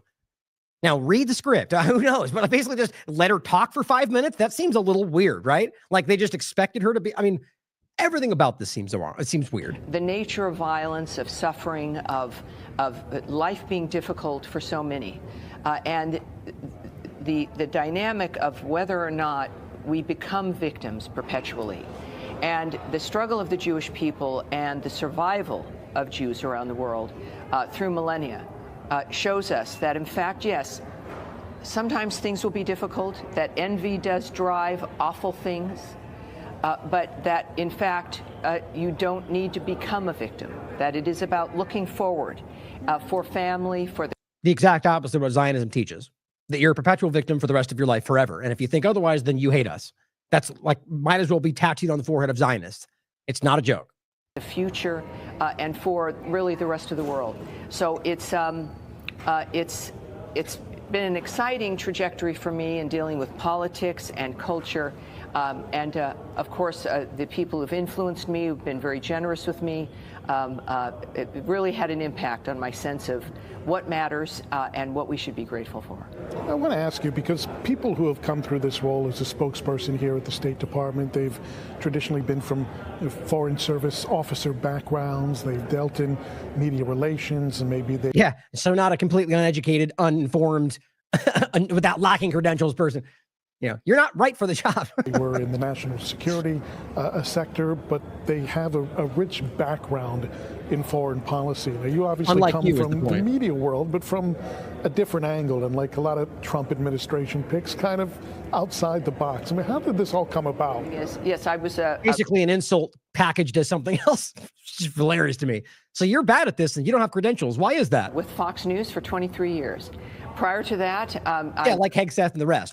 This might as well be the Azov movement, Zelensky, 1+1 TV station administration. It's the same dynamic. We've seen this before. I'm also a writer, so I've written a few books on philosophy, but really culture and politics.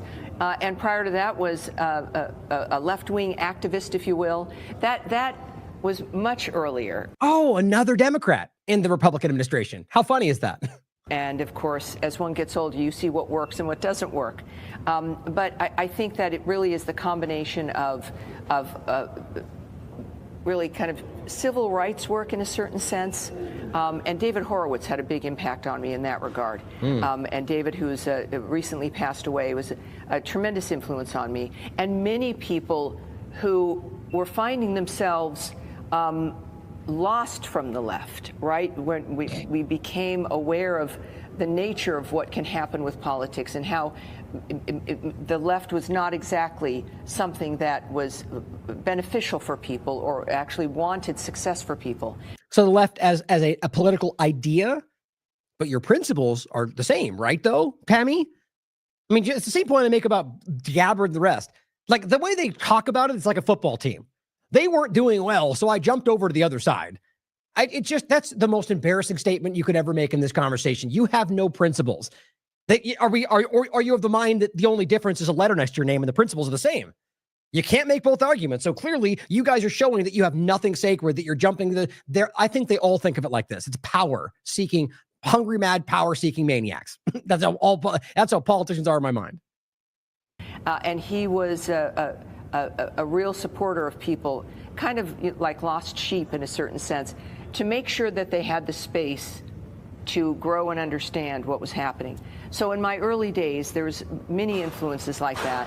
And David continued to be an influence, having gone from the left to the right himself. And then, of course, with Andrew Breitbart was an influence there, and with myself. So I started January 20th with everybody else, had no idea what to expect. And it's been like learning a different language. A lot of people describe it as like drinking from a fire hose. And that's how you want to have your government described, right? God. The good news is, yes, foreign service officers, the people working here, civil servants have been amazing. Without them, I would not have been able to have started to do my job at all. It's been a remarkable education in many, many different ways. Perhaps I should not be feeling pride about something like this, but I feel like we're all guests in a way. But really, the pride of being able to be here and do work that facilitates making things better for people, and in the greatest country on earth, next to Israel, it is. And then you've seen the rest. So Tammy lied is the point. Struggled through all of that to prove that Tammy literally is lying about being misrepresented. Why would she do that? Why would she pretend she was misrepresented? You could think it though. It's not that complicated, because she knows that this is not what you want. So she's lying to you. She's pretending to be America First when really she's something else. Here we are. Here is Tim Pool talking about the same thing. And he says, brave of her to finally admit what we already know. For the podcast, no, that's not where it's going. He follows up by saying, Israel's the greatest country on earth. That's what Tim Pool wrote. So you might, at first, and I've seen this for like Luke Kudowski and plenty, like Jones does it all the time, where they'll tweet out the thing that they know everyone wants him to say, but that's not really what he pushed. And every other show is about pushing something else. But then he can point back and say, see, I know a regime change, and that was really it was a false flag or whatever it is. Brave of her to finally admit what we already knew. What you're thinking, is he going to call out the fact that Israel's controlling the country? No, not Tim. He'll run from that screaming. Israel's the greatest country on earth. That just seems like a really weird thing to say. This is doubling down on top of something others are confused about. It shows you what's going on, in my opinion. Gray Zone with another report. Meet the Israeli fanatic running the office of Senator Ted Cruz. Shouldn't be surprising. We just talked about him and Tucker back and forth and all this. It's not hard to see, guys. And it's not unique to left or right. It's not unique to Cruz, or it's the whole damn thing. Read the report. You already know the information. And overlapping censorship point, which is interesting. Todd Cameron, you know what's interesting, by the way, to think about the point from beginning about Twitter and all this, because Elon Musk has pulled his face out of the conversation for the most part, people just seem to not be focusing on. I mean, that's exactly why he did it. I think, Tesla was struggling and people are attacking. He was just like the broken cog, and he was just standing out, which I kind of think was the point. I kind of think they drew a lot of the criticism and attacks while a lot of other stuff was going on, but he was also part of it. It's just a feeling I have. Now, my point is, there's still a lot of horrible things going on in censorship on this platform, but it's not getting as much attention. But to that point, this is not Twitter. This is Truth Social. Todd Cameron got censored on Truth Social. For all those out there trying to tell you this platform is not censoring for Israel or anybody or anything else, you're wrong. So Truth Social just censored either for an Israel point or for Trump, however you want to frame it. Now, you can call this crude, you can call it distasteful, call it whatever you want. The point is, here's what he said: Iran are terrorists because they don't have nukes and won't register the nukes they don't have. But Israel, who do have nukes and are responsible for every war the United States of Israel has been in since World War I, attacked and killed 34 and hospitalized 134 sailors in the U.S.'s Liberty, trying to sink it in cahoots with the United States of Israel government, are openly committing genocide on Palestinians and have not registered their nukes, and they somehow aren't terrorists. In fact, and this is I'll skip the crude statements, the something so-called representatives called them the greatest allies. MAGA are imbeciles. All right, so if you want, are you not allowed to say crude words on this platform, or are you just not allowed to point out the truth of Israel's influence over the government on Trump's platform? You could decide. Or, this kind of image, by the way, that the point is, censorship happening around things like that doesn't make much sense. Because are we going to pretend that you can't post a crude image? It's a shadowed image. And the bottom line is he said something you might find distasteful, but it's not even a cuss word. It's not, yet he just got censored off Truth Social. I think you know why. I think this is happening all over the place. I just think it's worth pointing out that it's also happening on Trump's platform, which I think is more obvious. Now, Bennett Johnson put this out today. Matt Gaetz reveals Epstein was an operator for a foreign government in bombshell. Look over here, guys. Look over here as we yell at you from two controlled entities, the thing that people like us have been saying for a very long time. It's just silly to me that why is this even, we have Acosta, a government representative who openly stated that. We've had coverage of this for a very long time. Do we need Matt Gaetz to pretend like he's now a truth teller, just outside the government? Now I'm breaking it all down for you. We don't need him to tell you what you should already know. This is a controlled shift. That's what these are trying to be, to recreate some network of people you think you can trust. I think that's what they're all doing.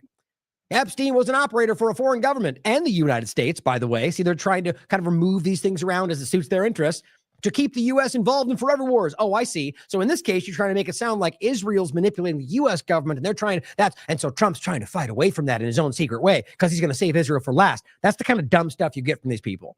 I just want to point out that you're getting this kind of argument now, not for the truth. This is an old bit of information they're trying to use to manipulate you today. That's how this works. In my opinion, anyway, take it for what it's worth. Now, talking about the ongoing situation with Israel and Iran in the United States.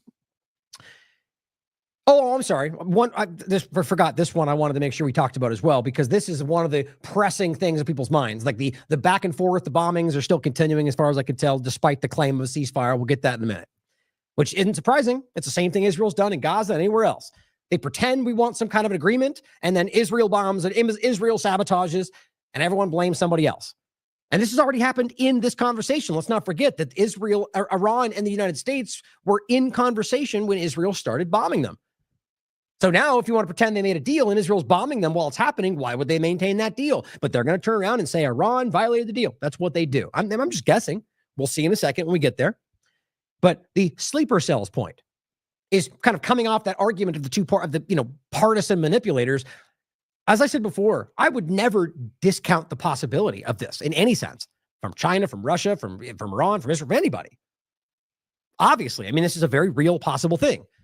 So is there evidence to back up the claim, which is all that really matters, right? Well, as far as I can tell, it's a bunch of insinuation and partisan manipulators who are claiming that someone told them that, or my secret source at the government said, which, by the way, I still think is funny that the rebels fighting the deep state now just seem to regurgitate what the government tells them.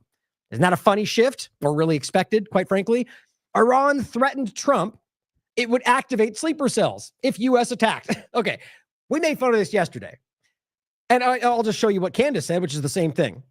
It really is breathtaking how dumb the CIA believes American citizens are. They want us to believe Iran called up Trump and was like, hey, we probably should tell you this, but we have sleeper cells and terrorists in the United States, and we're planning to activate them. If you don't recognize yet why that's stupid, just think about why they would have a secret thing that they could use to manipulate or to attack or whatever. And that before they activate the secret thing, they go, Trump, we're going to do the secret thing. You're not ready. You better watch out.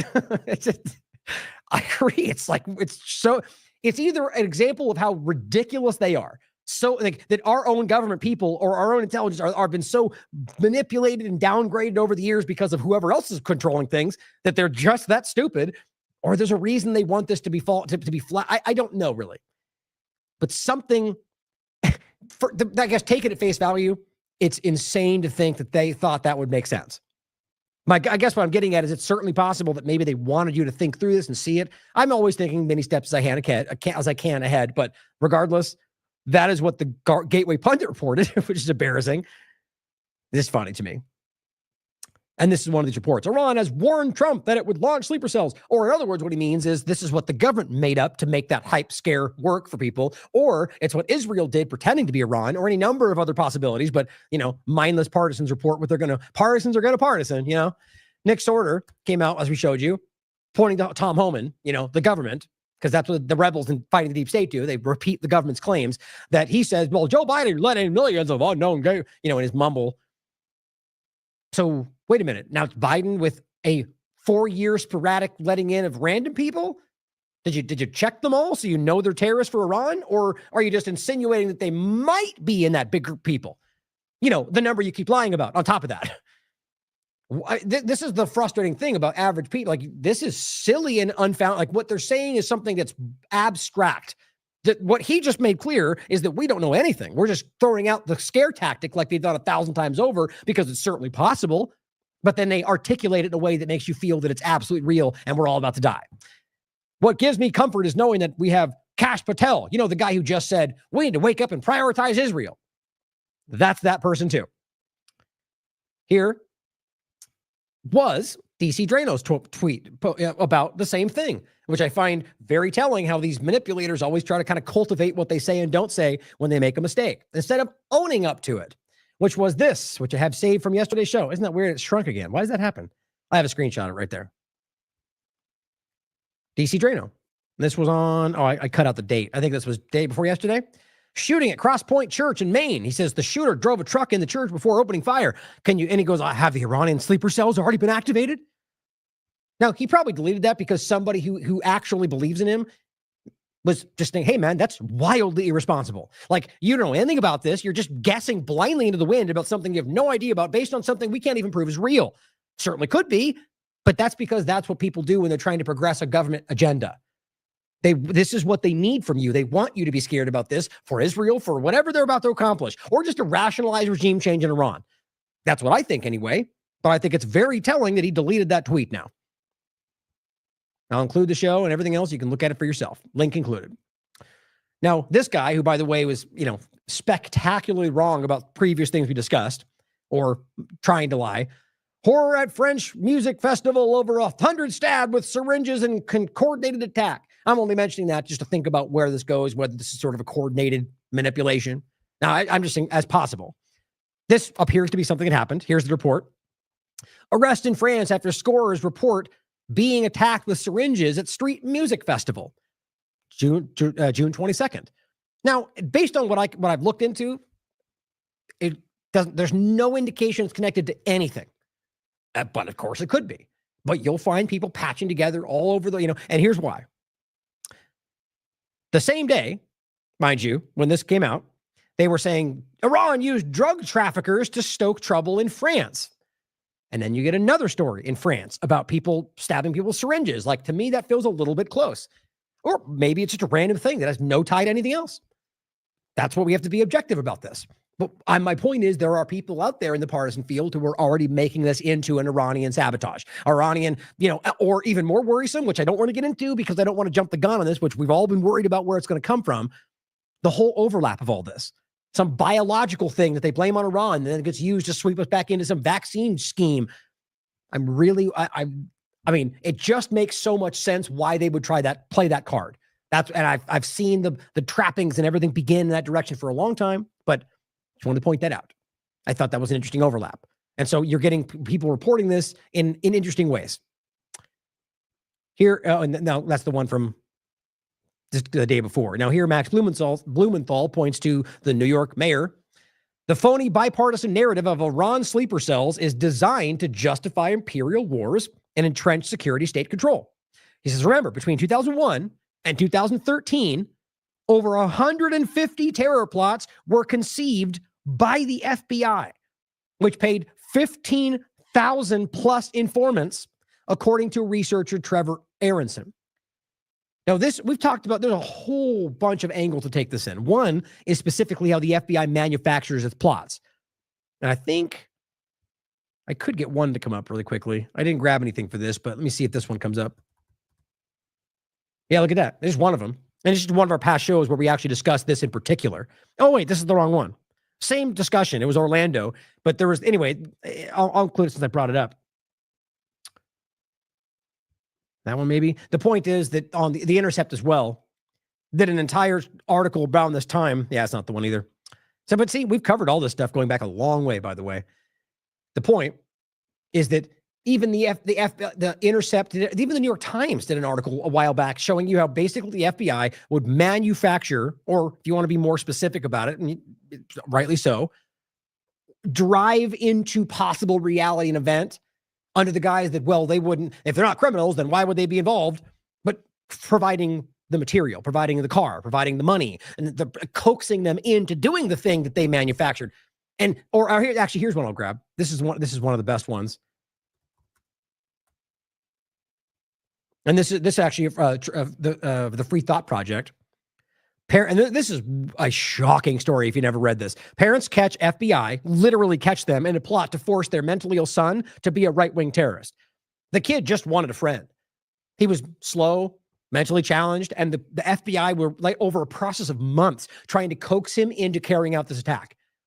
And basically, in many of these cases, the people at the end just end up going, no, I don't want to do that. And because they just wanted to be friends. They were saying yes to whatever they did because they just want someone in their life. And then if they say no, and they charge them at the end anyway, even though they didn't do the thing, and every other part of it involved the FBI. That's what we deal with. And so in this case, what he's highlighting in this is that many of these things they pointed to were basically plots conceived by the FBI. And on top of that, they paid all these informants to basically get information that they then cycle back to the media that confirms their own information. They've done this forever. So all that's to add to the idea that maybe we shouldn't blindly take at face value exactly what suits the narrative for the current administration. Iran sleeper cells.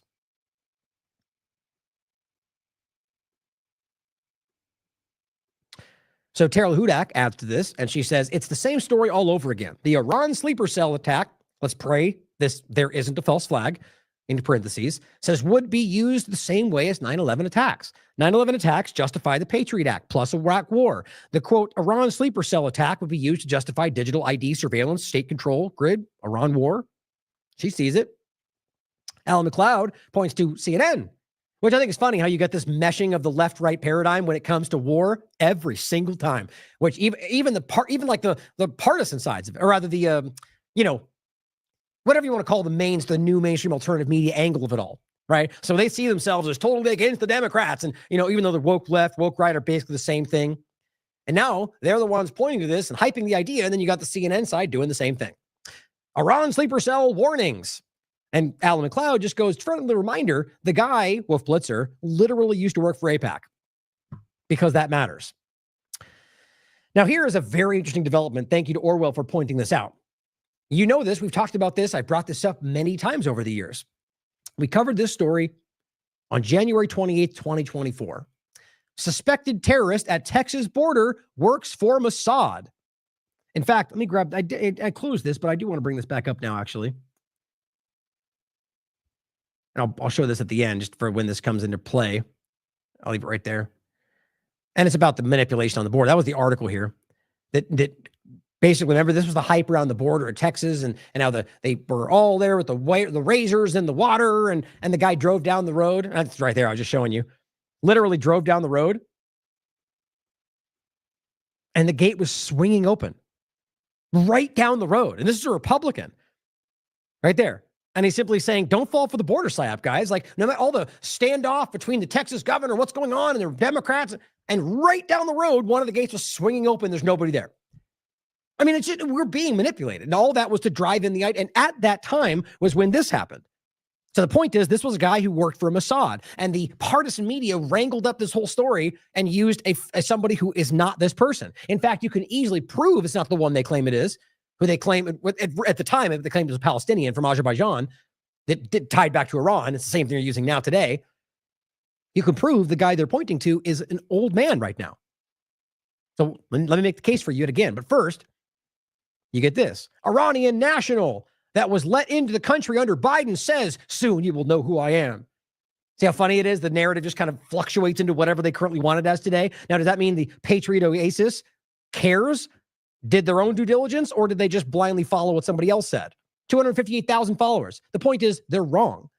But you see, my question is, do you think they just stumbled across this story and did their due diligence? I mean, they couldn't have, because they're wrong.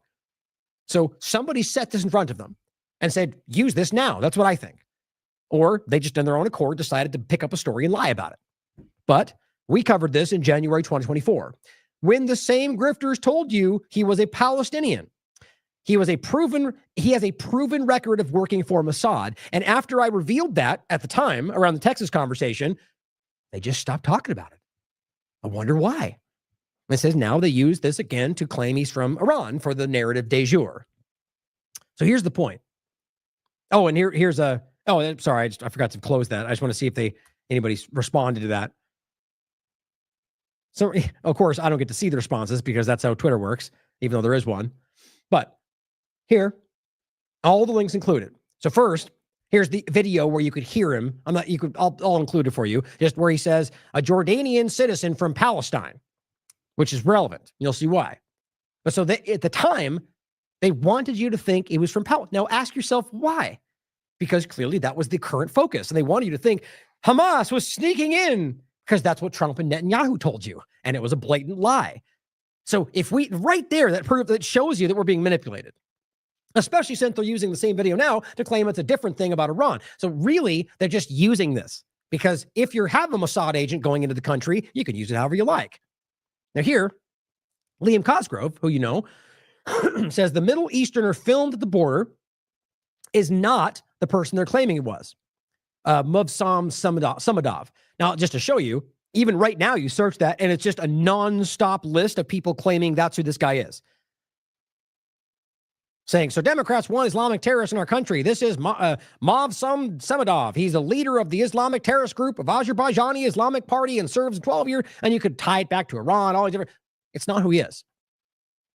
That's the point. We'll show you right now. But the point is just, a lot of this is right now. All of a sudden, this massive surge of people reasserting. Like, this is my point, guys. You have to recognize that somebody triggered this. Somebody grabbed this old story and threw it in front of everybody and said, that's an Iranian. And everyone just ran with it because it works for their narratives. So here, what Liam says, that's not who it is. And I'll show you can prove it. Very easy. Look at the image that's gone viral. That's this one here. This one, that guy right there on the board, the left side. And compare that to this article about the real Samadov that was published on the day of his release from prison, 1 year prior to the video. That's this guy. That's who it is. And you can even tell by the mole on his face, which is what they're showing you right there. That's the mole on his face. Now look at the mole on this guy. Or where's the good shot of it? It's right here. Or where was it? I'm trying to look for the best shot.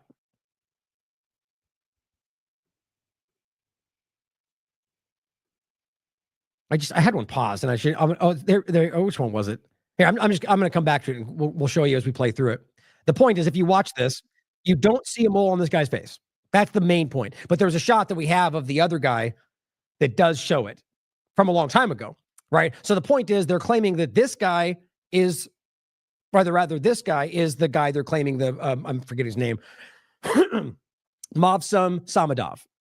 Okay, but the easy thing to immediately point out is that this is the guy and he's old. So clearly that's not that guy. Okay, that's easy to prove in the first place.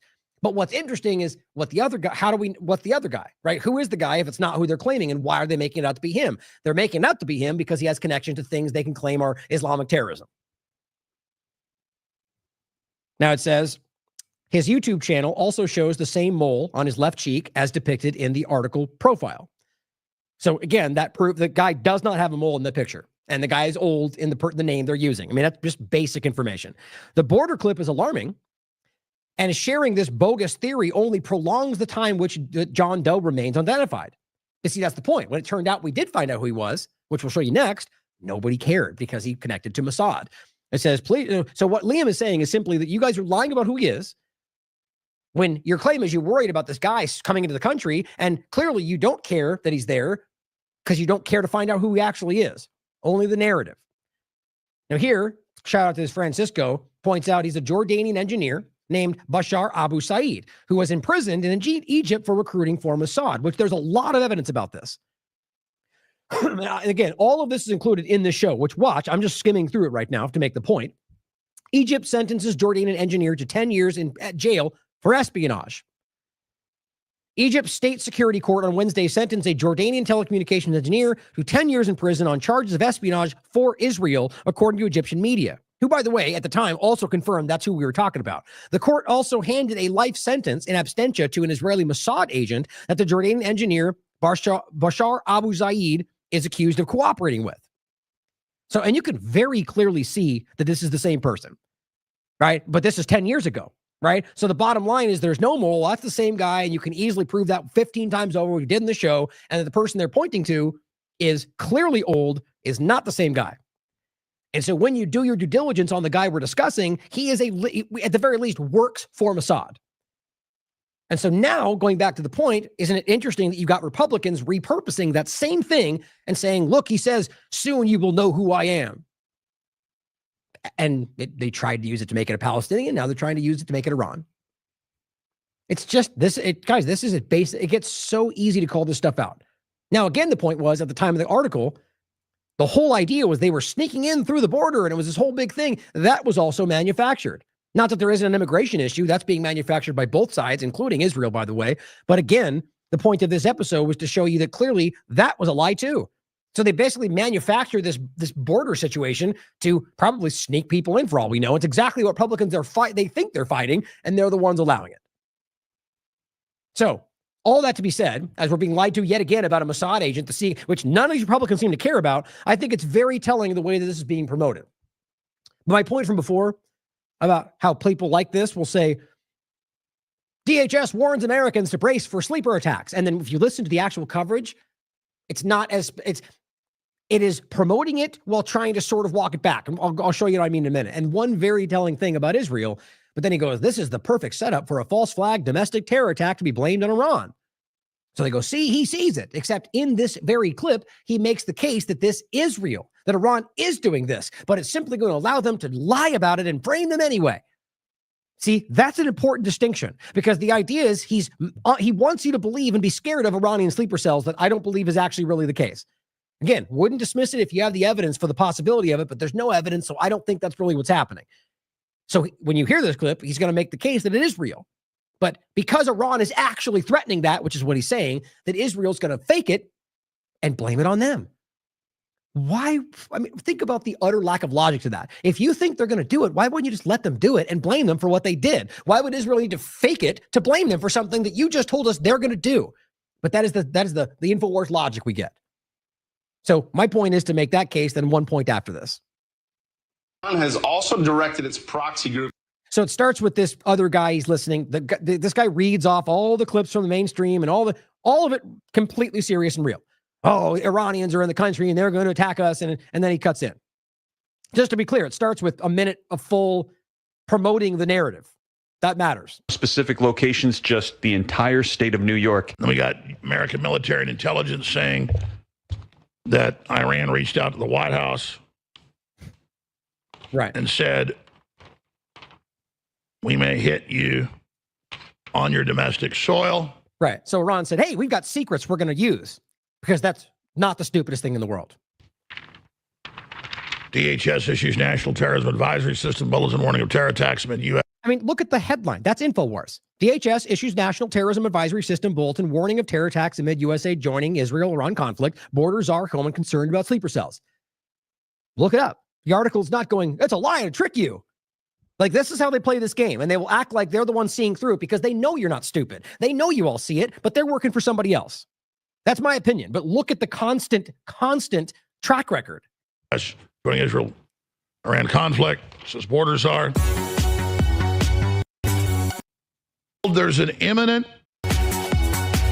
we're told there's an imminent Iranian counterstrike on U.S. assets in the Middle East, and the Iranian government said, or in our country.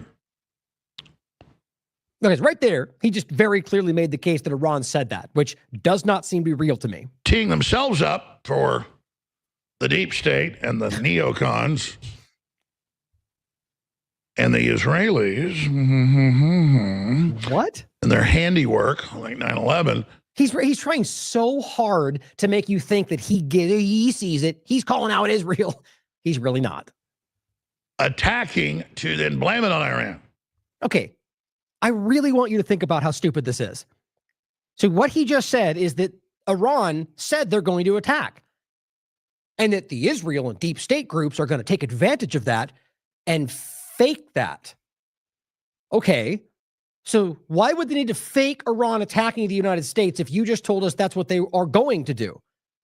Why wouldn't you just let them do it? And then, I mean, look, you have to understand, the logic behind a false flag is to make it look like they did the thing because they won't do that, or they didn't do that. Not that you know they're going to, so you jump ahead and fake it first. Why would you do that? Why would you give the opportunity to be exposed for faking it when you already think they're going to do it? Guys, this is nonsensical, but this is what I'm trying to show you. This matters. During Israel-Iran conflict, that Iran reached out to the White House and said, we may hit you on your domestic soil. DHS issues National Terrorism Advisory System bulletin warning of terror attacks amid U.S. joining Israel-Iran conflict, says borders are. Iranian counterstrike on U.S. assets in the Middle East, and the Iranian government said, or in our country. Teeing themselves up for the deep state and the neocons and the Israelis and their handiwork, like 9/11. Right. Oh, he gets it. He called 9/11 out. Oh my God, he sees it.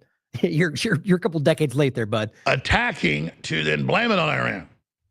Okay. So Iran is really walking into a trap.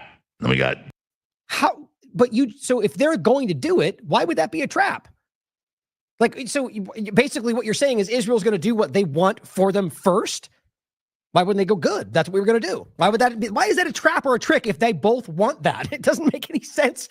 God, it's infuriating how silly this all is. American military and intelligence saying that Iran reached out to the White House and said, we may hit you. This is just replaying on your domestic soil. Bulletin warning of terror attacks are. We've got a clip here on the list I want to play in a minute of corporate news reporting on the sleeper cells all breathlessly. Oh, yeah. You mean the thing that you just admitted was real? But they're going to take advantage of and fake first before they can do it? So why would it be breathless support? You're all doing the same thing. Like, this guy, it's so inherently dishonest.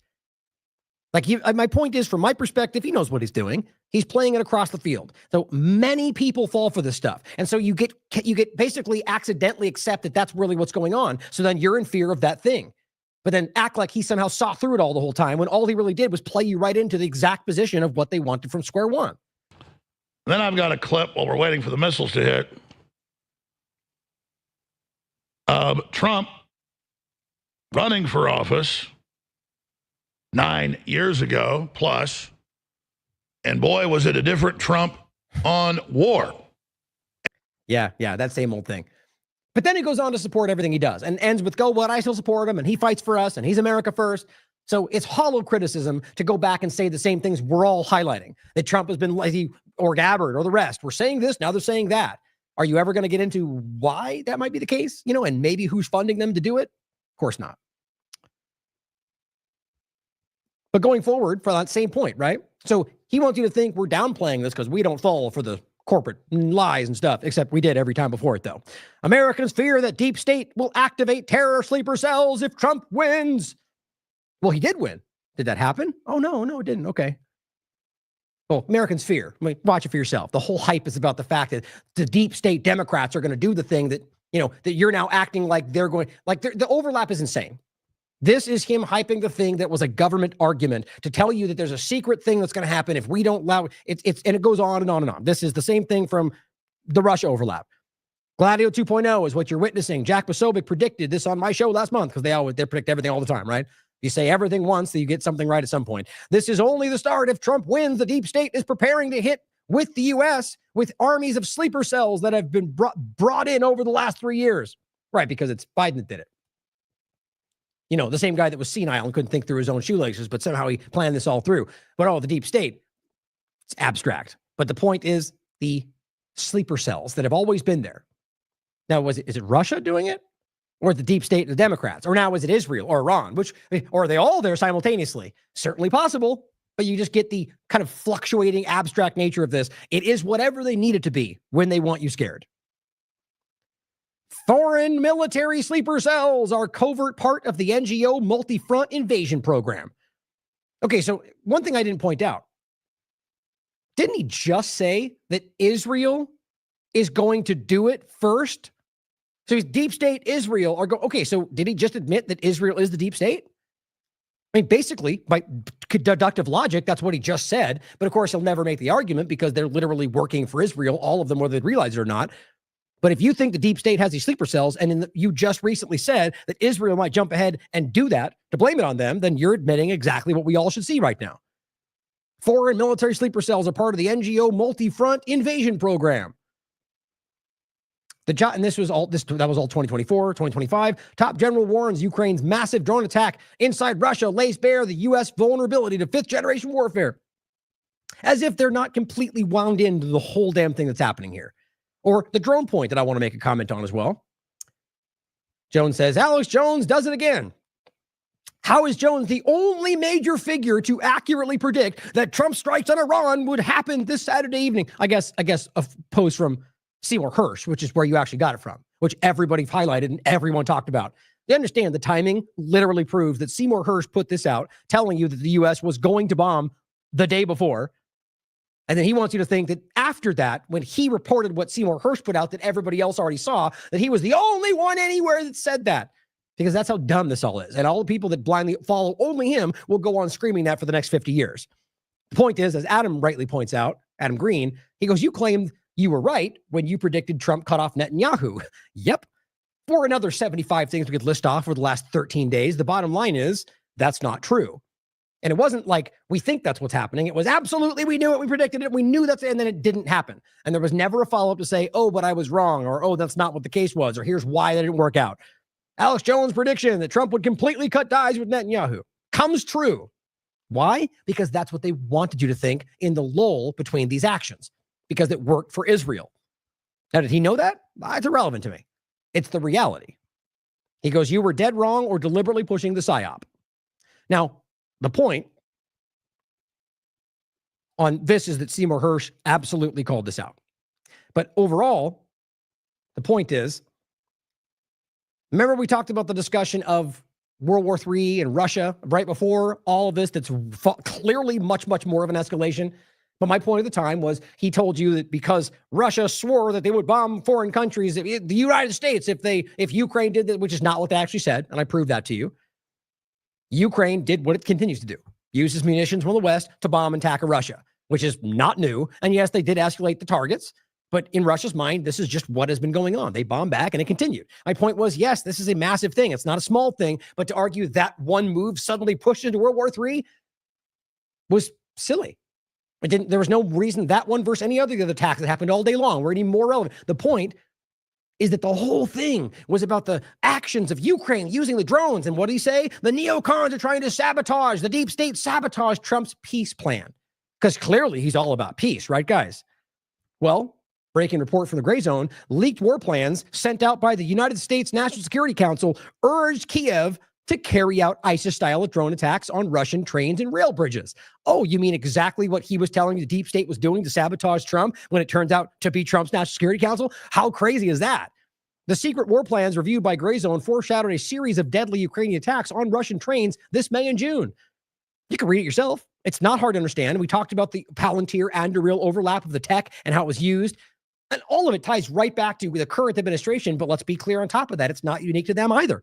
It's the government. But he was desperate to make you think that it was somehow a sabotage of Trump when they were the ones literally carrying it out. He will allow you right into a controlled structure. Very, very clear to me. So all these psyops and efforts are trying to come in to trick you into a very clear position. Now, to talk about what we discussed yesterday and continuing from there, Israel's illegal Iran war exposes, well, this is from the 22nd, Israel's illegal Iran war exposes fake America First. That's not to say that there's not America First that's real, but the fake ones are being exposed. And the $800 million Iran attack, which I think it's way more than that, but understand that we're talking about between that and $1 billion to bomb Iran, which we're going to get to, does not actually seem like it had an effect.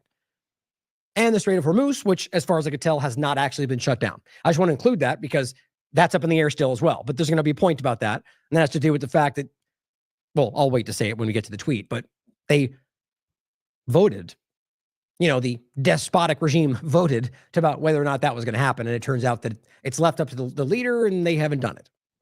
Can you imagine what the U.S. would do if they were in that position? They've shut it down every Thursday if they wanted to.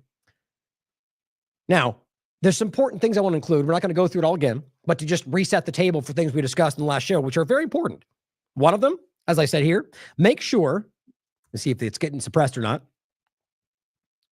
Make sure you do your due diligence regarding Iran. If you do, you will quickly find out you have been lied to your entire life. Exactly like every other nation, the U.S. and Israel, among others, have destroyed for their agenda while screaming freedom. It's a great thread by Lord Bebo that not only shows you the reality of Iran today and the many different locations in Tehran where people are walking around. Now, yes, there are morality laws and there are in places where it's enforced, but it's like a lot of things in this country where there's a law that exists, but it's pretty broadly not enforced. And you can see that if you ask just about anybody that's been to Iran or look at the many, many, many different databases. Basically, most everything shows you that other than narratives of the U.S. government and Israel or people with that agenda. That's the reality. You can see plenty of women with no head coverings. You see people, it's just, you're being lied to, guys. It's not what you're being told. And the thread goes on about a lot of stuff, showing the propaganda, the Iranian women in the country, many different walkarounds, or the fact that there's a big Jewish community with synagogues, active synagogues throughout Iran. How does that make sense for you with the way you frame the conversation? That they just want to kill all the Jews, but there's a bunch of synagogues throughout Iran. You're being lied to, guys. But look through it for yourself. My point was to include that, to know that you're being lied to about the hijab, about the reality of what's going on. And no, there's a lot of problems with this government, just like there's a lot of problems with all governments, in my opinion. That's not the same as everything they're saying being true. Now, we also talked about Operation Ajax and the regime change effort that took place in 1953. And I'll include this article we included with, this was a show I did, but I actually included the writing we did at the time. And I'll also include this one, which I didn't include last time. 65 years ago today, and this was on August 19, 2018, the CIA conspired with UK to overthrow Iran on behalf of Big Oil, Operation Ajax. And on that note, here's a quick clip just to show you how much this is now evolving. This is current news in the UK. Or it was, Good Morning Britain. Listen to what they had to say. At one point, this was like as crazy as saying the Israeli government is bombing, or just anything that we used to be lied to about. It just was, you shall not say that. Israel, you can't argue they're violating the law anywhere. Now we're all having the conversation. Well, this is the same thing for this. And now it's changing. The US have a terrible record in regime change in Iran. In 1953, MI6 and the CIA organized a coup to topple a democratically elected president, Mossadegh, and replace him with the Shah. Now, the Shah is just... Remember, Mossadegh was very, very much, and publicly, and provably with his track record, aiming in a direction of a Western democratic direction. He you can read about it. He had pictures next to the Liberty Bell. He really was trying to emulate something that he saw as a democratic society. And they didn't want that. That's the same reason they don't want that in Haiti or Saudi Arabia, because they use positions like that. They don't care about freedom. They care about using the idea to manipulate everybody. It's a nice term for warlord. They were very authoritarian, the Shahs. So Iran has never tried to have regime change in the UK or the US, but the UK and the US have imposed regime change in the past in Iran, and it didn't end well again. It did. Yep, nothing new. But I'm just glad to see people finally being honest about it. And Afshin Ratsani says, a rare minute of truth in Britain television. And here's a clip of him speaking. Who was it again? It's Dr. Dmitry Trenin, member of the Russian Foreign Defense Policy Council. The goal of regime change in Iran to collapse the government and replace it with pro-Western regime is a fantasy pushed by Israeli officials. That's what's going on. Now, overlapping this with what Thomas Massie was saying, he puts the tweet out that says, and this is actually really relevant to think about. So Speaker Johnson says, the president made the call, the right call, and did what he needed to do. Leaders in Congress were aware of the urgency of the situation, basically saying that Donald Trump let them know what was going on, but not everybody else. Literally the Congress that's supposed to be the one that authorizes these actions. So Thomas Massie rightly says, why didn't you call us back from vacation to vote on military action if there was a serious threat to our country? And this is what this person wrote. Not familiar. Dear Thomas Massie, presidents who bombed without approval, and lists off all the presidents and says sincerely history. I don't think you realize what point you think you're making here. Is your argument that because it happened before, therefore we shouldn't call it out now? Would you call it out if it was Biden? You know, I mean, it's just insane to people that think because yes, I agree. Let's make that clear. And I've made this case before. It's the same as everything else we're talking about. Just because they didn't enforce it then does not mean we ignore it now because it's not politically convenient for you. It's actually wildly naive. In fact, it seems self-sabotaging. But it's because that is team sport politics, guys. That's not about facts or what you believe in or principles. It's about sides. Well, you're attacking my side, and they did it first. It's like it's kindergarten level argument, guys. And Kerry rightly calls it out and says, Dear Thomas Massie, Trump is in the same boat as all the other warmongering authoritarian presidents before him. I believe that's a good argument in favor of Trump. Like, you know, I don't think that she realizes how stupid that looks to like the Angela person to say that he's doing the one you claim is saving us is doing the thing they all did. Okay, so you're making our case for us. It's no different. And yes, all of them, including this one, were required to have congressional approval. So you just admitted they all broke the law. Well, currently there's only one in front of us who's actively doing it. So let's deal with that. No, they'll run from that because they don't want to hold him accountable. They want to pretend like it's okay what he's doing because they are on a team. Glenn Greenwald points out what Marjorie Taylor Greene said. Now, to be clear, I just very clearly do not think she's being, I don't take her at face value. I don't take any of them at face value, but there's something about the way she's doing this that feels very grifty, very, what do they call it? Fair weather, where she's going along with whatever the direction seems to most benefit her, which is what I think of all of them. So I don't even think it's that abnormal, but there's something about specifically her doing this that I think stands out to me. But like I always say, that's why we're pointing to it. Even if I know she's being dishonest, which I'm not saying I do, but even if I didn't know that, I would still point to it because it's correct, at least in the broad sense, and point to it to say, let's motivate other people to also say this, whether they believe it or not, because it's the truth. Which is I spent millions of my own money and traveled the entire country campaigning for Trump and his MAGA agenda and his promises. And Trump MAGA agenda included these key promises. No more foreign wars, no more regime change, world peace. And this is what the people voted for. Only 6 months in, and we are back into foreign wars, regime change, and World War III. Oh, and, Stargate platforms, mRNA, MMR, and all that stuff, too. It feels like a complete bait and switch to please the neocons, or Israel, which she won't say. Warmongers, military-industrial complex contracts, and neocon TV personalities that MAGA hates, who were never Trumpers. Exactly. Because what you're seeing is that they played you with what they knew you wanted to hear, which is just politics. After the bombs were dropped, we were told complete success and Iran's nuclear capabilities were totally wiped out. Then it quickly turned into Iran's nuclear facilities partially damaged. And now it's, we don't know where the enrichment is at, because that was the way it was supposed to go, guys. That's very clearly what I think. She says, let me be clear. My children are 22, 25, and 27. I will literally fight anyone for their future. And their future and their entire generation's future must be free of America-last foreign wars that provide terrorist attacks on our homeland, military drafts, nuclear war. Like, even the way she's doing that, like, I get the sense that she's playing an angle to all of this that's meant to counterbalance where this all goes. That's my gut. But it says, I am fighting for them to have a future where they can afford to buy a home, afford insurance, and investment, retirement, and blah, blah, blah, and they can have their own taxpayer-funded government, destroy it all. Contrary to brainwashed Democrat boomers think and protest about, Trump is not a king, MAGA is not a cult, and I can do and have my own opinion. Well, see, that's a very dishonest argument. I'm sure some of them are broad stroking the whole thing, but the point is, what you're calling out, Marjorie, is making the case of why they say that. Doesn't that, I mean, see, there's a lot of reasons why I don't feel this rings true. But regardless, I'm glad, as Glenn points out, that people are calling it out, even if it's because they see that we're all seeing through it, and that's a way to, release some steam. But it says people rightfully denounce things like the audience capture and politicians who have no principles, who won't criticize their party leaders. Marjorie Taylor Greene's political identity has been built on MAGA and Trump, yet she's vocally defending her principles, even if it means criticizing him. Yeah, you know my opinion, but still worth calling out. Massey says, our war powers resolution has 57 co-sponsors. As I understand it, it's like very few Republicans. Whether you like it or not, Congress will be voting on U.S. hostilities in Iran. Great. Under the War Powers Act, he says the president is required to withdraw from hostilities in Iran within 60 days, which, again, my point is that's why that's even the first place, is because they gave them that loophole through the War Powers Act, which is frustrating, seeing as how we already know based on the Constitution that it's Congress's authority to declare war. But here we are. And on top of that, I don't think it applies in the first place. I went through the War Powers Act yesterday.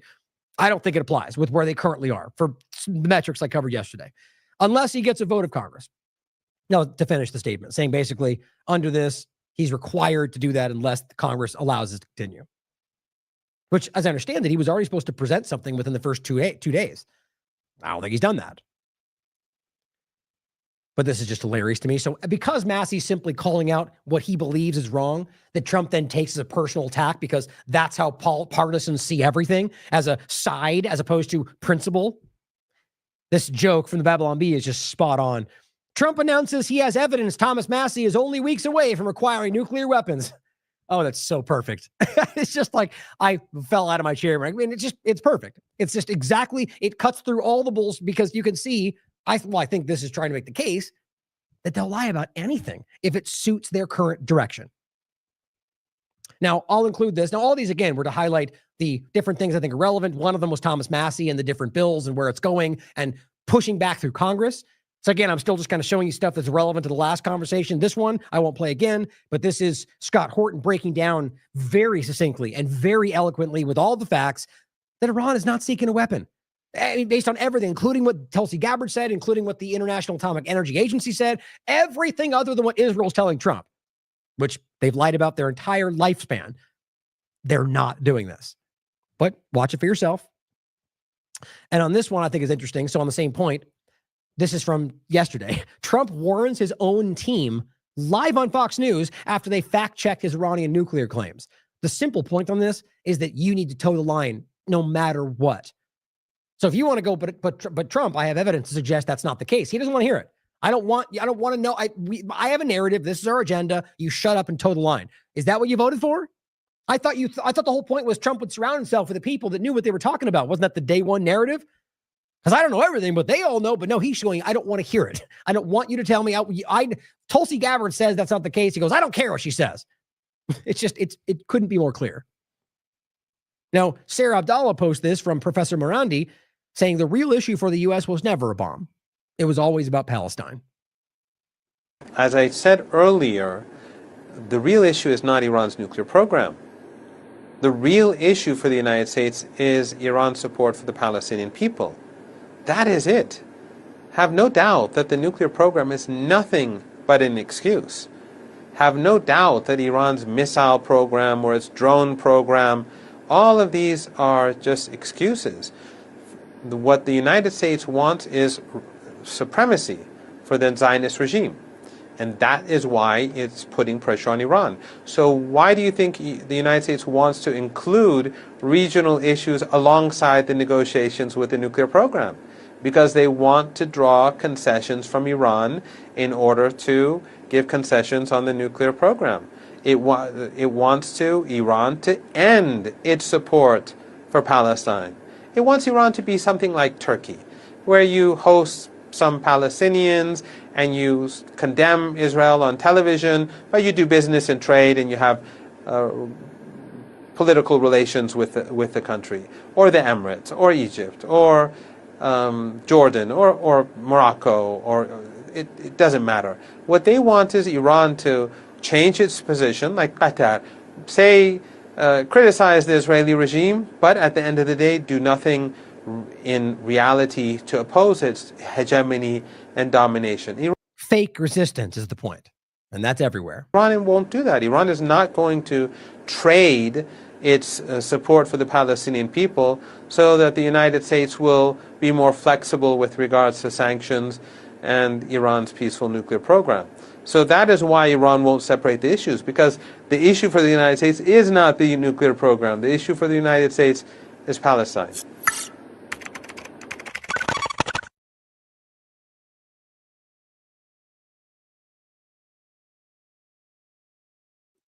I really do believe that. I think that they're like at least one of the major parts of all of this, because I mean, look, it's about Israel, guys. That's what this comes back to. It's history makes itself very clear. It's all right in front of you. Caitlin Johnstone adds to the point about Iran that simply says the top 10 dumbest things we're being asked to believe about Iran. One, that the Iranians want to be they want to be bombed, which that's the argument of saying that, they want the U.S. to step in and bomb them because their government's bad. It's just not true. And there's nothing other than the fake activists they show you that live in other countries they want you to think makes sense. It says the guy bombing Iran wants peace. Trump, it's ridiculous. That regime change interventionism is a swell idea this time. That anyone who doesn't want war with Iran hates Jews. That this time the government and the media are telling us the truth about an American war. And that this time the neocons are smart and correct. We'll play that one in a second. That bombing Iran makes it less likely to try to obtain nukes. It's just silly. It's exact opposite. In fact, Iran is trying to assassinate the U.S. president when all U.S. presidents have the same foreign policy. Exactly. That Iran, a country that never starts wars, cannot be trusted with nuclear weapons, but Israel, a country that starts wars constantly, can and has them. That attacking Iran benefits America. I mean, guys, I think most Americans would read that and go, yeah, I mean, it's just basic common sense. They're just not represented in this fake conversation. Ryan Grimm says, and this is what I was mentioning earlier. So the U.S. democracy, or the U.S. a democracy, so this is the point, the narrative. So a democracy, we're told, just attacked Iran without a vote or any input from Congress. Simultaneously, Iran, who we're told is an authoritarian regime, literally just held a debate and a vote in parliament over whether to block the Strait of Hormuz. I mean, just take a second and reflect on how obvious that is. You're being lied to about everything that suits their agendas, everything, even in ways that I argue aren't even necessary. That's insane and very clear. Now, you could argue that, it's different factors that make that case. Fair point. But this just shows you a very important nuance and, a dishonesty about what we're framing them as. Now, here's what I was saying before. Let's play this first. Here's what J.D. Vance had to say, and it's the one which Caitlin was just kind of making fun of. The second thing is, Cristian, I certainly empathize with Americans who are exhausted after 25 years of foreign entanglements in the Middle East. Oh, well, thank you. I'm so glad you empathize with our frustration of forever wars as you start more wars. I understand the concern, but the difference is that back then we had dumb presidents, and now we have a president who actually knows how to accomplish America's national security objectives. That's actually the argument. They were dumb and we're smart. Okay, so do the same things. Now, what's that old saying, that doing the same thing, expecting a different result, right? Pretty sure it takes a dumb person to keep trying the same thing that like that, because the real point is they're not trying the same. They're doing what they've always done for the same reasons, in my opinion. Now, the reasons fluctuate and evolve, but it's the same general direction of control and influence, and usually for somebody else. But I just can't get past how, they must either be themselves that completely like ignorant, uneducated, or they think you're that stupid. They think that they just go, well, they were dumb and we're smart, is going to somehow go, oh, that's profound. They clearly get it. I think they dramatically underestimate the intelligence of average Americans. I mean, even if you want to argue people that aren't necessarily book smart, for example, are not necessarily just, it takes a childlike naivety to not see how silly that is. That's people that are already on your side that go, yeah, we're the smart ones. Everybody else is going to go, really? That's not an argument. That's not even really a metric. That's just you claiming you're better. So this is not going to be some long drawn out thing. We've got in, we've done the job of setting their nuclear program back. We're going to now work. Yeah, but see, they're still selling the narratives. That's what they were just pointing out. Except, as Marjorie Taylor Greene's already told you, they've already shifted the narrative because that's what allows them to, they got the win for like a few hours. Then they started to roll it back already because Israel wanted to continue. And you can't claim we ended their program if the whole point is we need to continue the war. So they moved it and we don't know where it is. And now we didn't succeed. And except yet Hegseth and the rest are still acting like they're this big muscly power that beat everybody with our power. It's embarrassing when you really think about it, because you must realize that they know Iran knows that's not true. They know that Israel knows that's not true. And they know that most of us know that's not true. And yet they still put Hegseth through that humiliation ritual of standing there acting like we're tough and they weren't strong enough to fight us off. Even though, as we're going to get to, it appears that was an agreement beforehand. To permanently dismantle that nuclear program over the coming years. And that is what the president has set out to do. Oh, and that's the other point he makes, and this I'll read right now, is okay, so we understand that you're tired of wars, and we're going to basically wrap this up, and then says over the next so many years, we're going to finish this off. Oh, okay. So at minimum, a couple of years of more war? Pretty sure you don't understand, Vance, or at least you're pushing in the narrative that you know you're supposed to. As Aaron says, in one breath, J.D. Vance assures Americans, exhausted after 25 years of, it's way more than that, by the way, of U.S. Mideast conflict, that this is not going to be some long drawn out thing because, quote, we've done the job. And the next, he immediately declares that we're going to now work to permanently dismantle the program that doesn't exist. But after 25 years in Mideast entanglements under the dumb presidents, how many more years can we now expect thanks to the smart ones? Sounds like he hasn't done the job. Kurt Metzger points out something we were just talking about, and he just does a very perfect little kind of setup joke dynamic, which is really important to make you think about it. Hey, remember when North Korea was about to get nukes and it was super scary because they are in the axis of evil, we were told? Then they did get nukes and nothing happened and we stopped talking about it? No, me neither. It's just so silly. I mean, there's so many parts to add to it. Like, I just think the sentiment is what's worth thinking about. You know, we can consider whether there's, I mean, look, people argue that the whole thing is just a CIA cutout. And I mean, I find that not hard to wrap my mind around because of what happened post the war. But regardless, it's worth thinking about the narrative that was sold to you, right? That they claim they're seeking weapons, which, I mean, there is a point of it that makes it hard. There's more to that than I think. Like, whether there's parts that aren't in their control, the bottom line is the narrative was they were seeking the weapon. They were the biggest threat to our democracy. Then we're told they got it, and then it just stopped. So if the whole thing was they have it now, isn't that more important? Right? I mean, it very clearly showed you, and this is what a lot of people have made the case about, in Libya, if you give up your nuclear control, whether civilian or weapons, you get destroyed. You get raped in the street by people that America led to do so. That's what happened to them. And now the country is a despotic hellhole with multiple warring tribes that are, that's freedom. That's liberation, according to the United States. So over here, North Korea, they do the opposite. And then nothing ever happens again. And when's the last time you even heard about North Korea? So they just prove to you what should happen. Now, it's almost like they want Iran to seek that out. I think that's kind of the case. I don't think it's in their interest at this point. Even if they do, they're just going to use it as the excuse at this point. But my point is they already have the legal right to do it if they want to, as well as a civilian program. But as Peter points out, I forget where he's from. Anyway, the point is not about the person, but he says to every liberal Democrat out there who thinks the Democrats would be doing things different than Trump, go ahead and watch this. I'm not going to make it. It's only 17 seconds. The point is simply that they're on the same team. Now, the point is not necessary. When we're screaming about two-party illusion, you should already understand that. The point for people that don't know that, though, is that right now, the left and right do the same thing. It's a different flavor, and the same, whether Kamala or Trump, I'd argue we'd be doing the same thing. I don't even think we had an influence over that outcome. But either way, understand if you're trying to make yourself think that somehow the other side's not going to be better when they finally get out of power, you're falling back into the same old trap. And the point is the clip, he's literally, as a Democrat, telling you, we support Israel to defend itself against Iran. They're all on the same side. Glenn Greenwald points to what Massey said, and he simply says, when two countries are bombing each other daily in a hot war, and a third country joins the bombing, that's an act of war. He says, I'm amazed at the mental gymnastics being undertaken by neocons in DC and their social media bots to say we're not at war. We just saw Eagle Guntherman, whatever his name is, do this, say, we're not at war. Why? Because that's what he was told to say.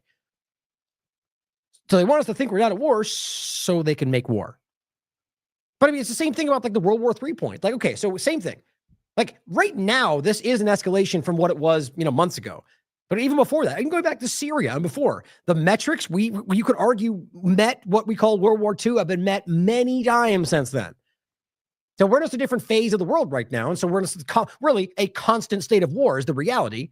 But this is a big escalation. But they're acting like we're not at war. I think they just want to drop that shoe when they want to. But it's embarrassing. And as Glenn says, is there one country in the world other than the U.S. that would earnestly debate whether dropping 30,000-pound bombs on another country is an act of war and means that you're actually at war? We're so delusional in this country, the people that are the partisanship anyway. We fight so many wars that our standard for what counts as war has become so diluted. It's depressing. Here's what Massey had to say, and I love the analogy. He says, 3 bombings to neutralize Iran, which is what they want you to think is that's going to stop them. Clearly not, and I don't think they ever even expected that. 3 bombings to neutralize Iran, he says, might be the 2025 version of 2 weeks to slow the spread. Same thing, regardless of the side. And the notion that this isn't an act of war, I find ludicrous. This is a hot war. There are 2 nations, Israel and Iran, trading volleys of missiles every night, every day, and we're co-belligerent now in this war. That's a point that I didn't make the other day or yesterday. You have to realize, I'll show you again as we finish today.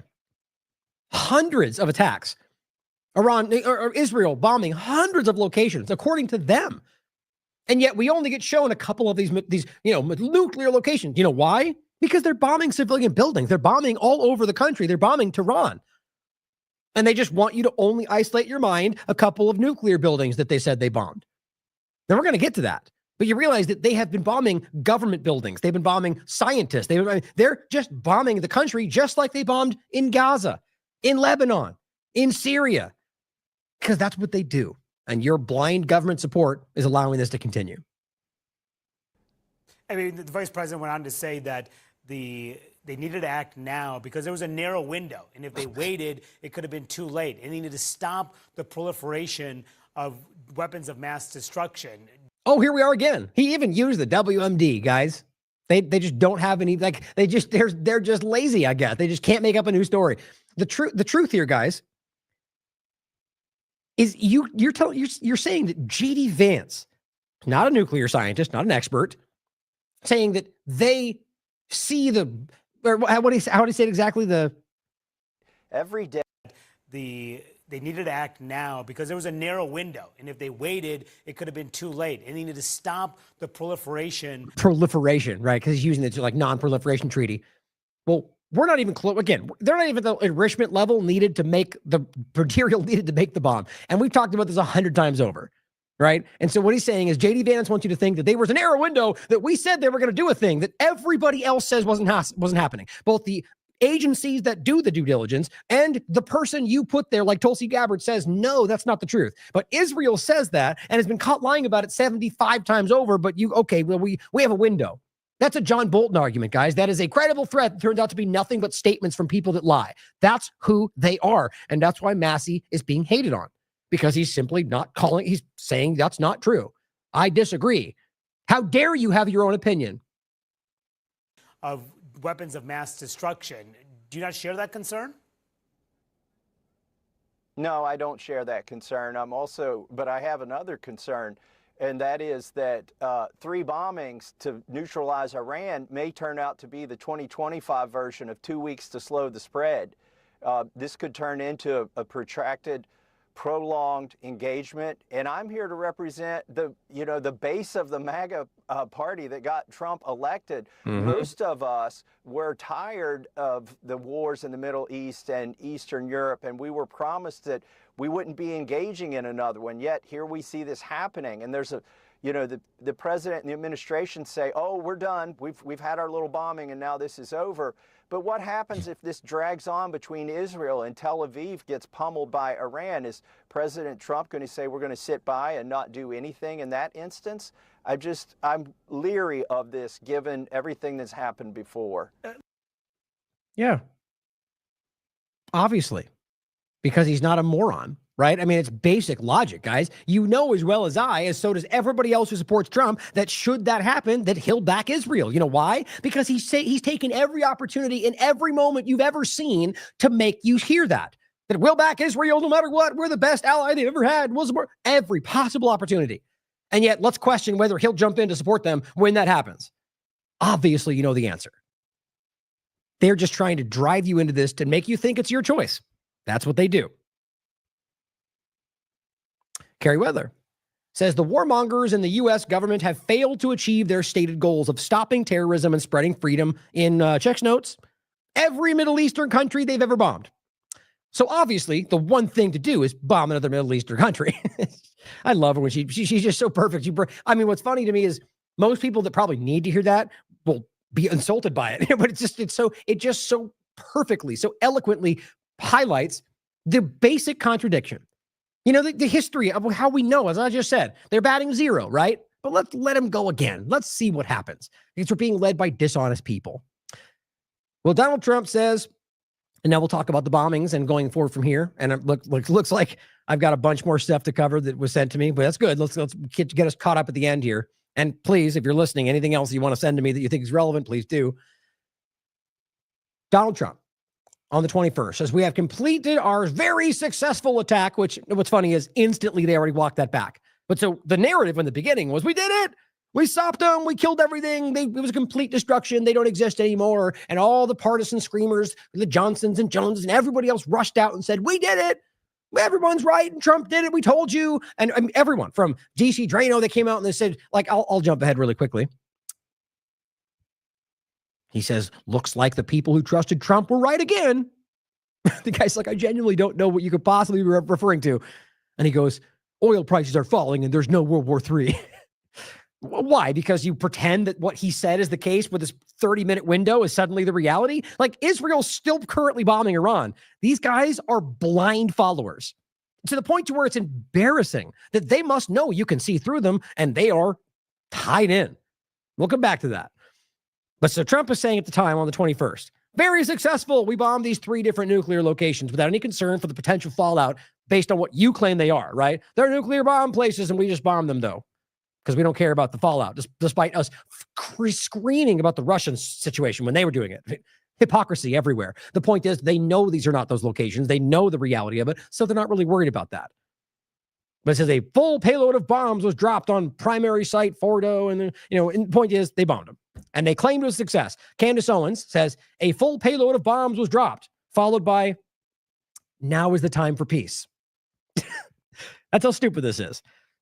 Utterly deranged. If we had raised the $100 million Adelson gave him on GoFundMe, maybe he would have kept his promises. Guess we'll never know. The bottom line is you don't bomb people and then say, now it's time for peace. They were at the table when you guys bombed them. That's the reality. And by the way, it's the same before that. They were at the table until Trump unilaterally pulled out and created the lies that drove them here. So that's what they said at the beginning. Why would we deal with Trump again? And yet they did, beginning to anyway. And they took advantage again. So how many times do you need to take advantage of by lying people at a negotiating table before you start going, why am I even going to pretend that you're honest? But see, when they do that, then they turn to the world and say, see, they don't want to negotiate. It's just so tired. So let's talk about the bombing conversation. So right now, where we're at in the conversation is from when Trump claimed they bombed those sites and what the information seems to be showing, right? Now, not what has followed. We'll get to that in a second. Now, this is on the 23rd. This is today. Trump says Iran's nuke sites are obliterated.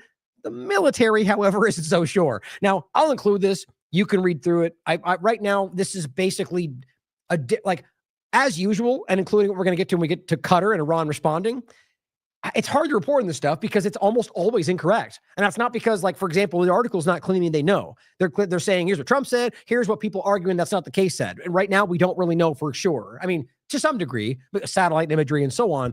But it's so often that we're misled by this stuff. So it's important to take it with a grain of salt. The point is, they said it was obliterated, that even they walked that back. But the military was clear, but it says defense officials say the claims are overblown. They're lying to you guys. There's a reason for that. Fox News today, Iran attacks Israel despite U.S. strikes. So what was the argument? We're going to bomb them so bad they'll never want to fight again, which is the same thing Israel's currently saying, by the way. But what happened? What always happens? They responded. And they go, how dare they, terrorists, because they responded like we do every time. It's just lazy. But they responded, and Trump calls for peace. But Israel kept bombing, right? So they did not get, what's the word I'm looking for? Would they say they didn't get restrained or whatever they're trying to claim they were doing. It's not what they were doing. Just making the point that we're being lied to every time they do that. Now, this was also today. First, earlier in the day, U.S. reportedly preparing for imminent Iranian attack of an American base in Qatar. So I want to be very clear. It's very obvious now, which is why it's always important for me not to just rush out with what's currently breaking instead of waiting to understand what's going on. That's what you'll get from a lot of the partisans, is they'll just take the screenshot and rush out and give you whatever corporate media is telling you, which is it's silly to me. So waiting to see us develop, the U.S. reportedly preparing for an imminent attack on a base in Qatar. So the case becomes that they knew this was going to happen. So the first part, it does appear, as we'll touch on again in 1 second, that the argument was, and even Catherine Austin Fitts is pointing to this, that there was an inside track where they basically said, look, we're going to bomb these locations, remove the material, we'll even remove people from Iraq and from the Qatar base, and you can respond, and we'll walk this back. Now, I'm not saying I know for sure that's the case, but we know that has happened before.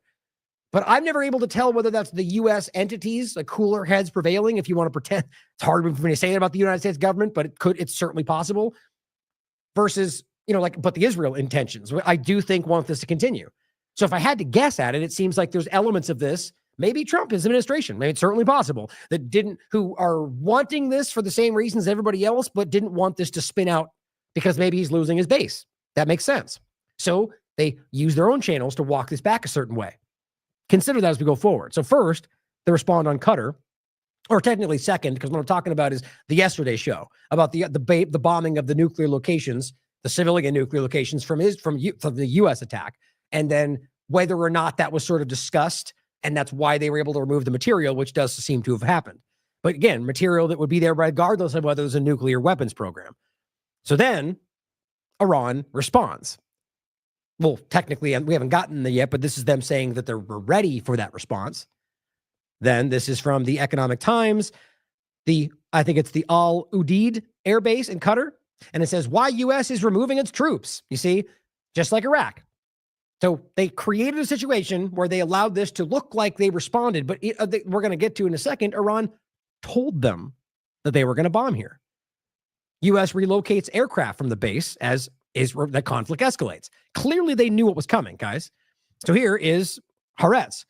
Trump says, complete and total ceasefire. Oh, wait, this is, son of a gun. Stupid Haaretz. This is the thing refreshed on me. This is where we're going to get to. That article a second ago said they bombed Qatar. It's just so frustrating. Hold on. Okay, well, regardless, the point is I was just giving you source material to follow up on. We'll come back to that since that's the end point where we're at. Even I think we're going beyond that. The point is that Iran bombed the base in Qatar, as well as the argument being some places in Iraq.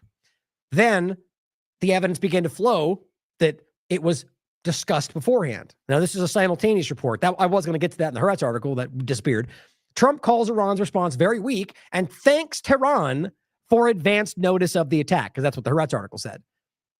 There's a lot of reports around that. So why in the world would Iran tell them we're going to bomb right there, right? And unless they wanted this to be able to be de-escalated. That's what's called restraint. That's what's called not being what the U.S. and Israel do with everything they ever do, boiling over the top and bombing 35 more places. They will bomb even harder if you push back. This is what restraint looks like. And then even though they let them know, he acts like that's their weak response and they were played. He's having his cake and eating it too. You're admitting they told you about it, but then acting like somehow that still shows they're weak. You're the one being played in all this, and you're still trying to pound your chest and act like you're in control. I find that to be insulting. This is a report from, I think this is Guardian. Iran coordinated the attacks, and this is just a report, on the American airbase in Qatar with Qatari officials and gave advance notice to the attacks that they were coming to minimize casualties. You see my point? So apparently there was no casualties. And this is according to 3 Iranian officials. And now that Trump has basically admitted that. The officials said Iran symbolically needed to strike back. That's exactly what we were talking about. But at the same time, carry out in a way that allowed all sides to exit ramp. I mean, like verbatim what we said would happen. But again, it's not this. If you are even the smallest student of this, if you're watching this over the years, this is common. So it's not like we were it's not a standout, guys. There's probably 75 other people that saw the same thing coming. I'm making the point about that for a reason. But it says they described it as a similar strategy to 2020 when Iran gave Iraq heads up before firing their missiles at the base. And guess what Trump said then? How weak they are, and they couldn't even get us, and we didn't get hurt because you knew about it. I mean, it's all right there in front of you. So here, despite that information, is what Hegseth was saying today. So again, they told them. Trump said they told them, but here's how they act about it. It's pretty childish. Almost any American, if you had an opportunity to watch it in real time. And I think the part was about how wonderful and beautiful it was. Like, it's the same thing they always do. They really gush about the military-industrial complex. Iran is certainly calculating the reality that planes flew from the middle of America in Missouri overnight, completely undetected over 3 of their most highly sensitive sites. And You mean the bases that you coordinated with them on? Now, we're talking about 2 things here. We're talking about the coordination beforehand of their bombing and then the coordination with Qatar of Iran's bombing. Like, it's become very clear that Iran was aware. They removed their material. It's obvious. Now, we're going to get to the next part where it shows that apparently they didn't even damage it, potentially not even at all, based on reports. I'll let you decide. But see, they can't just take it. Like, the point is they have to lie about everything. And what they're doing right now is pretending to be strong, which makes them look even more weak. Like saying, we flew and they didn't even know, aside from you telling them they were coming, right? And the warnings and everything else we talked about. We're able to destroy nuclear capabilities. Which now has been reported that that's not the case. So it's just all bombastic. And our boys in those bombers are on their way home right now. We believe that'll have a clear psychological impact on how they view the future. And we certainly hope they take the path of negotiated peace. But I could not. Yeah, right. As Israel's bombing them, right? It's just, it's certainly possible that Hegseth is not even in the know, which wouldn't surprise me at all. He's just repeating what he's told. But isn't that embarrassing? This idea that we're pretending like it's not obvious what was going on by acting like you're big and tough when the reality is not even that you coordinated this. Well, here's what Dave DeCamp says. New York Times reports, that was what we were pointing to earlier, that Iran gave Qatar notice to avoid casualties and that it was meant as a symbolic strike similar to 2020. Plus, there's also the Israeli factor in all of this. But I said exactly what I discussed as the most likely outcome last night. In stark contrast to all the breathless partisan reporting about sleeper cells and major escalations, World War III, when will people stop following mainstream media sources who regularly deceive or get deceived? It's important to think about. But here's an interesting point. Mark Levin, yesterday, saying the U.S. has obtained intelligence indicating Iran-backed militias are plotting attacks on American military bases in Iraq and Syria in retaliation for the attacks. Well, it turned out to be Qatar and Iraq. But what's funny is it's not some bot. They were allowing you to see that. But you see, he's a Zionist manipulator, Fox News Zionist manipulator, who's simply telling you he's trying to frame it in a way that makes it sound like they're failing as opposed to trying to walk. See, they would demonstrate restraint as weakness, when it's the exact opposite, in my opinion. Here, it's just funny. That always happens. I had it lined up the whole time. That's why I took a screenshot. It's right here.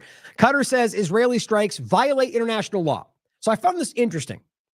So before they attacked Qatar, Qatar had said the Israeli strikes were violating the law. But as we just heard, it's hollow from Professor Morandi. Qatar is literally like a vassal state for Israel, as far as I'm concerned. They've funneled money through them to Hamas. They're working with them through negotiations. It's very clear. And that's why the loomers and the rest are trying to say it's, Qatar is the one. It's just, that's an extension of Israel. It's one step away. But they feign resistance. They do all the time. But I still find it interesting that they said this before then they became the focal point of Iran's bombing, which could have been coordinated through Israel and the United States. It would make sense with everything else we've seen. And then it would explain why this was being put out. Qatar, Israel's next real enemy after Iran. I honestly think it's about trying to cover up the way they've been facilitating through Qatar for a very long time. But it simply says, unbelievable. Israel's currently bombing 5 countries, but some are already planning for the next war. They're the peacemakers, we're being told. But Glenn also points out, Qatar hosts the largest U.S. military base in the region. Qatar uses its air defenses to protect Americans from Iranian retaliation. Qatar then vehemently condemns Iran's retaliation and suggests it may retaliate. These are different stories, you understand. One over here is going, Israel's the problem. And then they come over here and go, Iran made a mistake. This is my point. They're not real in what they're saying. But it says, yet we're consistently told Qatar is a grave American enemy.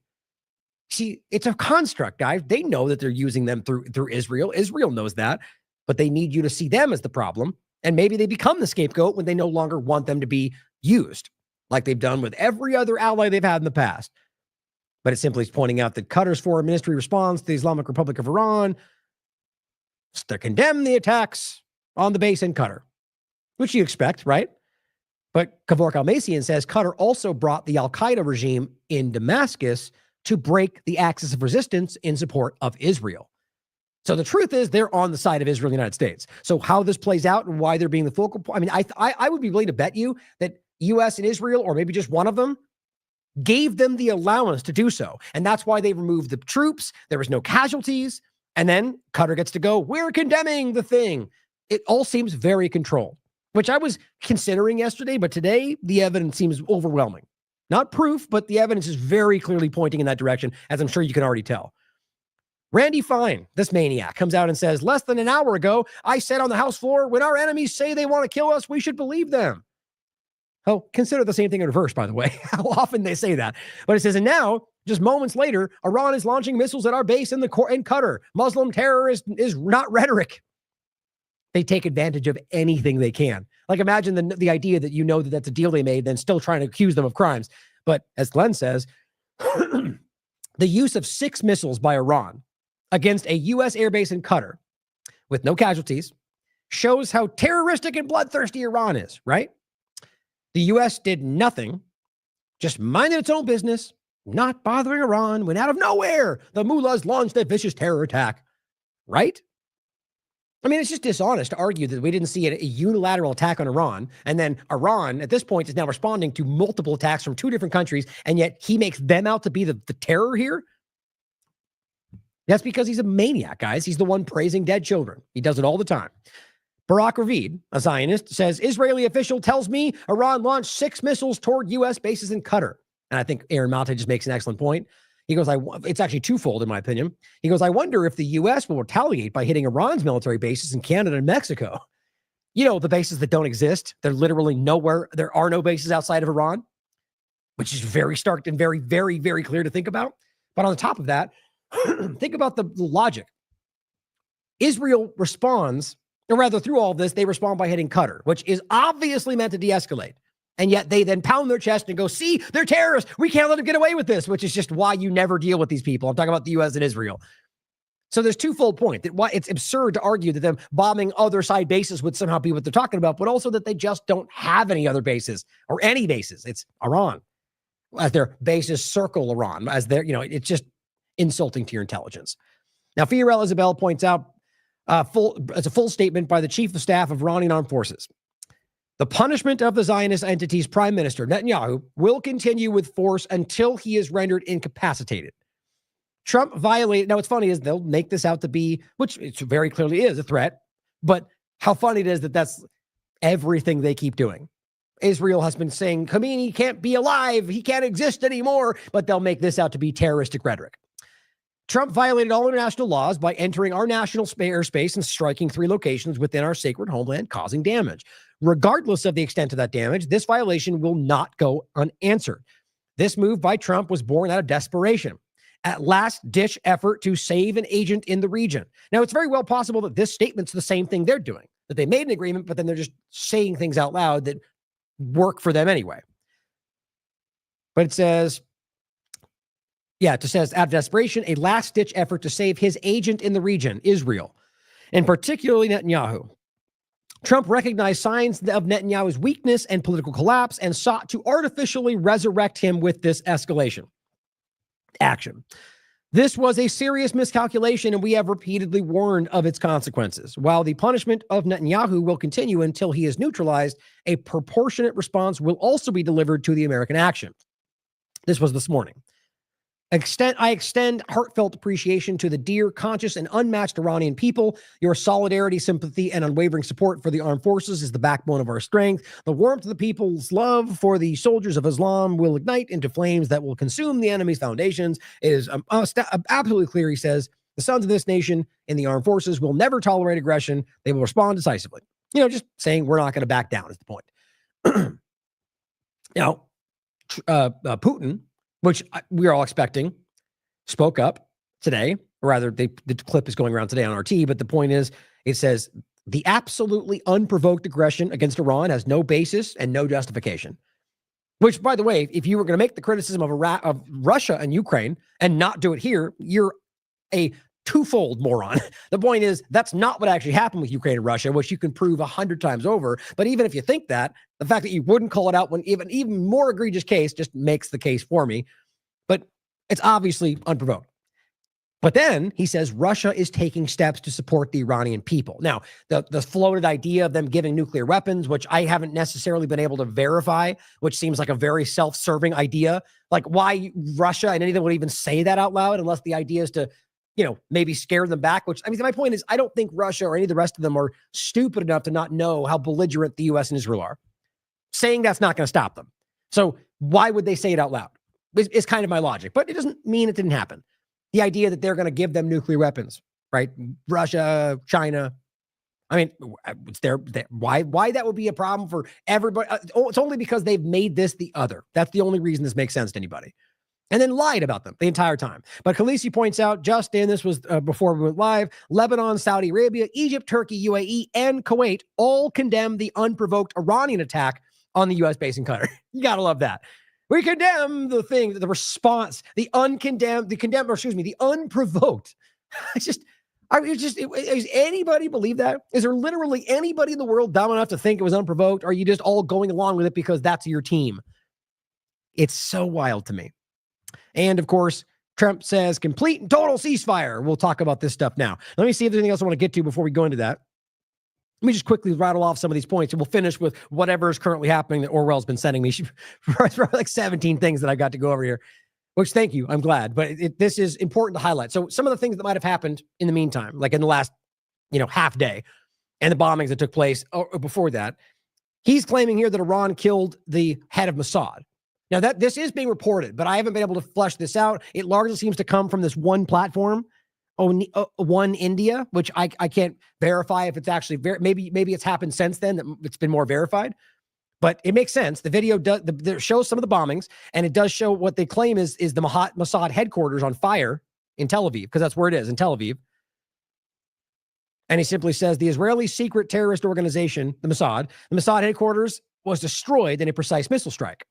Now, if it was, they'll never tell you that. They will never, ever, ever admit that, because that's how, kind of weak these people are. And I'm talking about both the U.S. government and the Israeli government and how often they will lie about the reality. But if it is true, that's a major escalation. It's just all the more reason why they won't back down. But it also shows you that they're losing if you really break it down. Now, Israeli military says, this is what I was saying earlier, this is today, or, basically late night or into this morning, carries out over 100 strikes in Tehran. In Tehran, not Iran, but Tehran, the main capital city. 100 strikes. Are we pretending there's 100 nuclear facilities? Are we pretending that there's 100 military targets? Come on, guys, they're bombing Tehran, and it's not shocking. They've done it everywhere else. And it's making it strike. Look, I'll jump ahead and it's clear. Israel bombs a power supply system. Of course, just like they're going to go, they use it for terrorism, and then nobody cares. Even though evidence should matter here, right? As they're bombing civilian infrastructure, the laws never apply to Israel. Israeli military says it's striking government targets. So are we talking about is it just the nuclear threat, or now are you just at war with Iran? Guys, we already knew where this was going. Israel is going ahead with what they want regardless of anybody else, and that is the war with Iran. It's what they've always wanted. So they're bombing power structures. They're bombing food installations. They're bombing government locations. They're bombing scientists. They're bombing innocent people in towns, in buildings in Tehran. It's everywhere you look. It's like with Lebanon. You realize this is not Gaza. There's evidence. There's people filming. We can prove it. And they're telling you on top of it, which is all the more crazy. And this goes back to that point of Hegseth. The U.S. officials concede they don't know the whereabouts of their stockpile. Didn't he just tell you that we successfully destroyed everything? Yeah, because 10 seconds later, what Israel told us is that we saw them moving it away, which was already known because that's the extension of the narrative. They moved the civilian program because the U.S. and everybody, or somebody warned them about it. So then you got the excuse to say they moved it. We have to keep bombing them. You see how this all cycles through? Where it's very clearly being manufactured, in my opinion. Now, Spatsnaz007 simply says, this is probably one of the greatest U.S. military fails. A PR disaster waiting to backfire. Iran's nuclear facility, according to him, in Fordo remains intact with little to no damages. The nuclear program not only still exists, but is being sped up thanks to a new foreign support. Okay. Right? So the point is, arguing somewhat the reality of what seems to be, and this is just these points right here, or where was it? Oh, I swear I had that in there. Did I not grab that? Well, anyway, the general point is there's arguments. Not this. My point is not this is just one person posting this.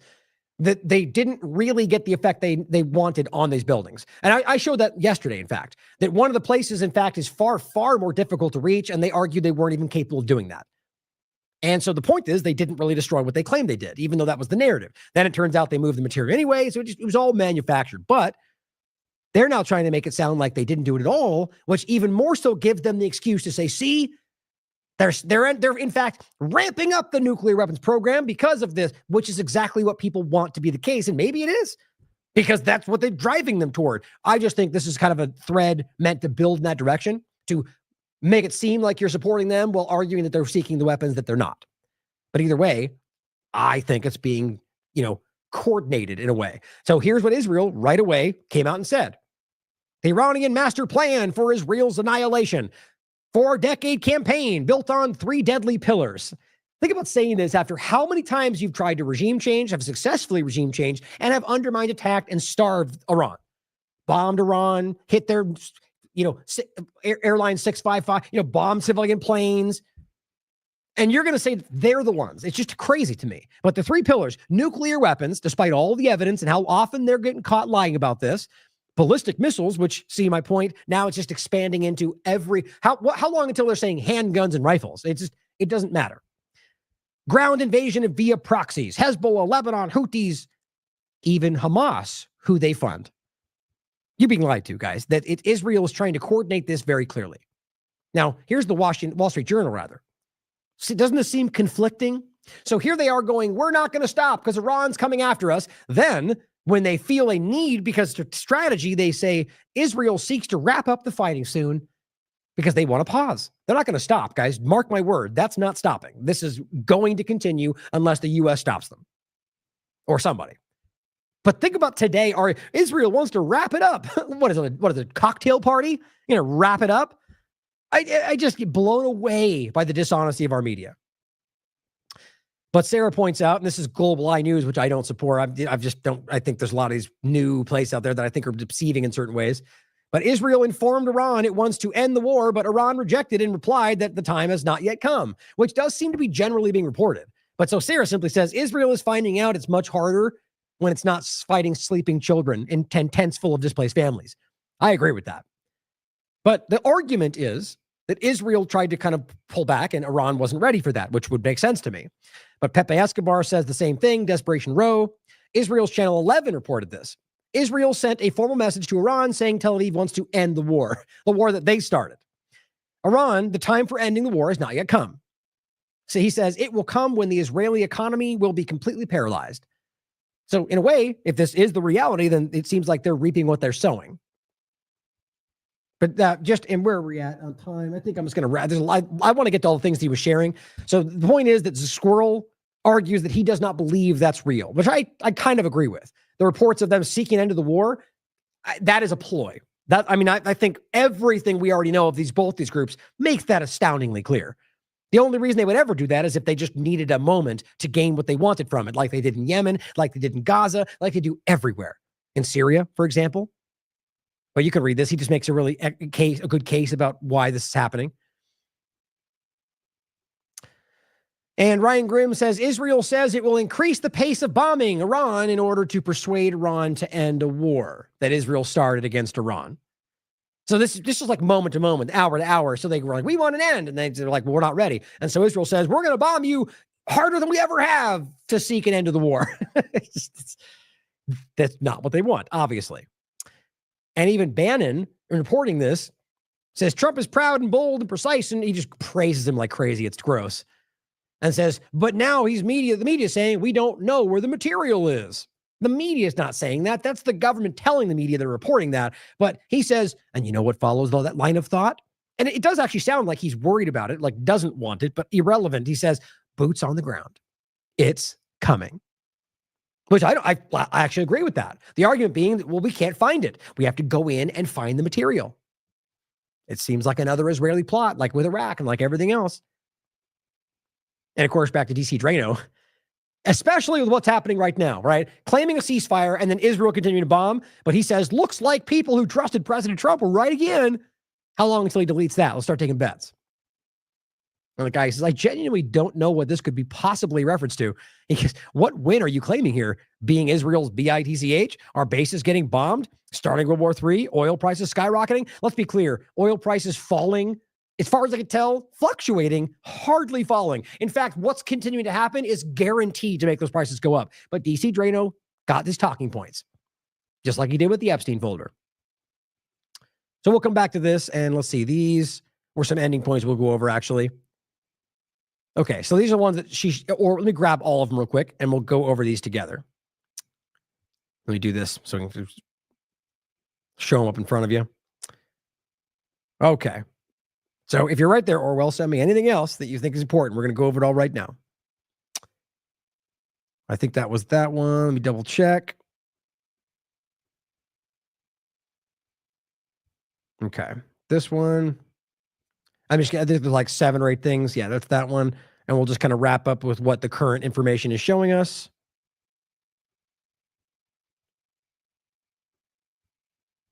I'm not going to go too much in depth on these, obviously, especially since I haven't, this is the first I'm going to see all this stuff. So I'm basically just going to report to you what is being stated, but take that with a grain of salt, seeing as how neither myself or Orwell have, vetted all this out like we might do on a normal day. And just so it's clear, by the way, there's a lot of people out there that send stuff to TLAV, which if anybody out there is interested, there's like all the people you see in the chat, these people are part of the TLAV team. They're part of my family as far as I'm concerned, and are constantly sending me stuff that I can look at. It's the open source investigation. So just to make that note, if you're out there, join the team, join the family, help us out, reach out with information. It's important, or do it for somebody else. It's for me, it's about the truth of the information. Okay. So I'm going to go through these in the order they were sent. And so what the commentary was as well. They agree to a ceasefire. They claim on both sides. As usual, it seems that Israel continued to bomb because they don't want that. Yeah, Israel bombing Iran. Okay. Okay, let's go through it. So here is what we have left. Here's what the first point was from Truth Social. It says, congratulations to everyone. Now, usually what these things are is narrative management, right? This is what they want you to report the narrative is, what they want you to see, what they want you to think is going on, which is not always not what's happening. But in many cases, it turns out to not be the full picture or a lie. Congratulations to everyone, he says. It has been fully agreed by and between Israel and Iran that there will be a complete and total ceasefire. Now, why would that be only between them, seeing as the U.S. just bombed Iran? Doesn't that seem a little stupid? And again, this is the first I'm seeing this. In approximately 6 hours from now, when Israel and Iran have wound down, which means Israel's going to keep bombing, that's the point, and complete their final missions, so stupid, for 12 hours, at which point the war will be considered ended. So, but I thought we weren't at war. Didn't you just stress that very heavily? Officially, Iran will start the ceasefire, and upon 12 hours, on the 12th hour, Israel will start the ceasefire. Right, so you're making Iran start at first, and which I promise you, Israel will bomb, which I think is what's going on, and then we're supposed to let them finish what they need to do, and then you'll start later. Why wouldn't you both start at the same moment? It's designed to fail, in my opinion. That's why Gut's already telling me with just what he's wrote. It goes on to say, Israel will start the ceasefire upon the 24th hour, an official end of the 12-day war. Is that what they're now calling it that? Really? It's already a name. Will be saluted by the world. See, he's telling you how to respond to this. It's so funny. You know, we're going to salute you for walking back something you guys started. How childish is that? And it says, during each ceasefire, the other side will remain peaceful and respectful. How much you want to bet that's not what happens? In fact, let me know in the chat if you already see that not happening. On the assumption that everything works as it should, which it will, he's so funny, I will like to congratulate both countries, Israel and Iran. Oh, wait, I thought Iran was the big deep state boogeyman. Now you're, it's funny to me. And it goes on to say, and having the stamina, and courage, intelligence to end what should be called the 12-day war. So he's trying to create the name for it too. His hubris is astounding. This is a war that could have gone for years and destroyed the entire Middle East. It's, it's like the way he framed what was supposed to be the Abraham Accords or the deal of the century, which was just a complete farce. But he really sold it as like this monumental, earth-shattering change, which is kind of scattering of followers tried to pretend. I mean, in the sense of ones that just were willing to lie no matter what. Even his followers at the time were like, that's not really. Point is, look where we are. It didn't happen. Robert called it out. Same thing's happening here. Okay, so this, Khaleesi says, advisor to the Speaker of the Iranian Parliament, calls to end the war from Trump and the Zionist entity are a deception to pave the way for a surprise attack. If we are not vigilant, we will be surprised by a devastating attack. So again, Khaleesi saying that, I can't verify that's the case, but it rings true with what I would expect. That they would scream that this is happening, while in reality that they're not buying it. But here's the White House. Congratulations to everyone. Just pointing out what Trump said, probably without any due diligence. Drop site news. This was 6:05. Breaking Israel strikes Tehran. Now, okay, you could try to make the argument this was that window he created, but why in the world would that make sense to Iran? Just let them continue to bomb for 12 hours? That's just absolutely stupid. But it says, it's been over 40 minutes since Donald Trump announced that a ceasefire had been reached to begin in 6 hours. Here's what has unfolded since the announcement. The Israeli military issued evacuation warnings to Tehran's District 6. So you see, that's a ramp up. You would not continue if you would walk back things that are happening or anything you weren't immediately able to slow down. Not carry out 6 more bombings of the very place you're going to make a deal with. It shows you inherently that they don't believe what they're already doing. So they already did evacuation warnings for places they're going to bomb. Shortly afterward, Israeli warplanes launched multiple airstrikes against Tehran. Iran's state media reported explosions in several neighborhoods. Civilians is the point. In response, Iran has issued an evacuation warning for one of the locations in Tel Aviv. Iran has reportedly downed another Israeli drone in Tehran. So clearly going back and forth. Now, how in the world do you think this ever just stops on a deadline Trump demands? It really is hubris in a way, or that none of them actually believe that it's going to happen. That he can just declare a time they're all going to stop. There's no reason why they would follow that. Breaking 911 reports bomb threat reported near the White House. That's interesting. Some nearby buildings evacuated. I mean, look, we're all watching for these potential false flags, as we always should be, but more than ever right now, because the idea is that they're trying to convince you that there's some Iranian sleeper cell dynamic that they can do anything for and say, see, just like they've been doing the whole time with immigration, with anything else, just jumping at the shadow and convincing you of whatever they want you to think it was. And all the same people we could list off will jump up and say whatever Trump just said without any due diligence, but call themselves journalists. DD Geopolitics says Iranian Fars News reports that an informed source has denied Trump's ceasefire claim, which wouldn't surprise me. So then they can come back and say, see, Iran broke the deal, and just try to use that same thing. Speaking to Fars News, the source stated that the ceasefire proposal announced by Donald Trump is completely false and was intended to distract from the recent humiliation the United States suffered after attacks on its regional bases. That makes sense. The source added that Iran has not received any official or unofficial ceasefire proposal. This wouldn't surprise me. But remember, this is what the news group is saying, and maybe Iran held it close to the chest. Maybe they want to accept it, but they don't want you to know they're going to. I mean, there's all sorts of possibilities. Keep an open mind. Don't fall for the partisan games. Emmanuel Fabian says the IDF Homefront Command says there are no changes to its guidelines for the Israeli public after Donald Trump said Israel and Iran have agreed to a ceasefire. Quote, the public is requested to continue to follow the instructions of the Homefront Command through official channels. Gatherings are still banned. Schools and workplaces are still closed under the guidelines, which would make sense, seeing as how they're still bombing. Khaleesi reports as of 7:41. Tehran Times and Fars News say there's no agreement of a ceasefire. It's not surprising. Job site news as of 7:35. Iran's semi-official news says, informed source says the ceasefire proposal put forward by Trump is completely false. More reports making the same claim. Begins to seem like it's false, but we'll have to wait and see. Yeah, this is Fars News. Excuse me, hiccups all of a sudden. And yeah, same thing. Informed source. This is Solomon Ahmed. Unconfirmed reports say that Ali Khamenei, the leader Ali Khamenei's son, was the one who was assassinated. Okay, that's a big deal. Iranian opposition media claims that Iran's supreme leader residence was targeted with dozens of bunker-busting bombs. Okay, it very well may be that this is the whole point. That would make sense to me. A floated lie of a ceasefire that was never even offered, but so they're spinning their heads around going, what's going on? And they try to assassinate a leader. That really does make sense. But again, we're theorizing based on limited information right now. But he follows up and says, unconfirmed reports say that it was his son, which, they would lie about that if they needed to. Saeed Aragchi says that Iran has repeatedly made clear Israel launched a war on Iran, not the other way around. As of now, there's no agreement on any ceasefire.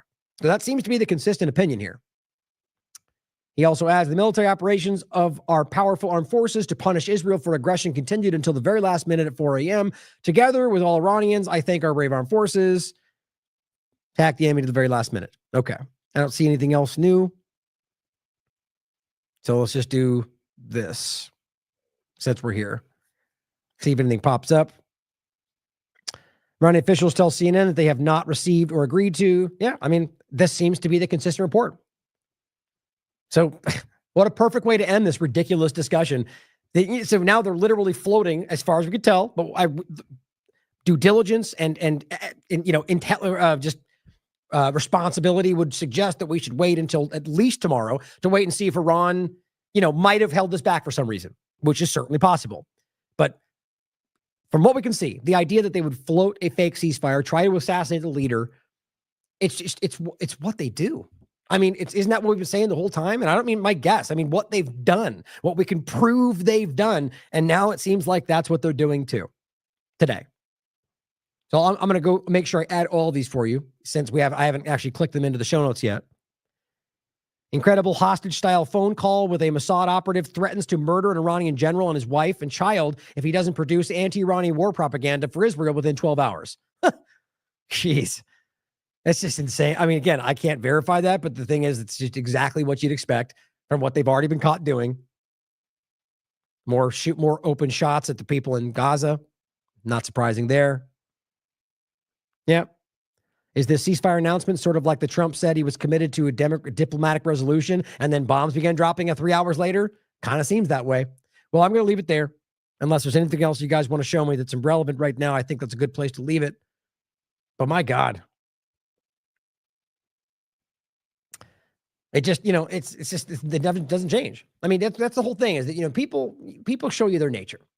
It's obvious if like people can change in some ways. People can act differently. They can act in a way that's not typical. But historically, there's clearly a track record. You can see what they've done. You can see what they've claimed. You can see what the kind of ways they've lied. And here we are with the same exact setup.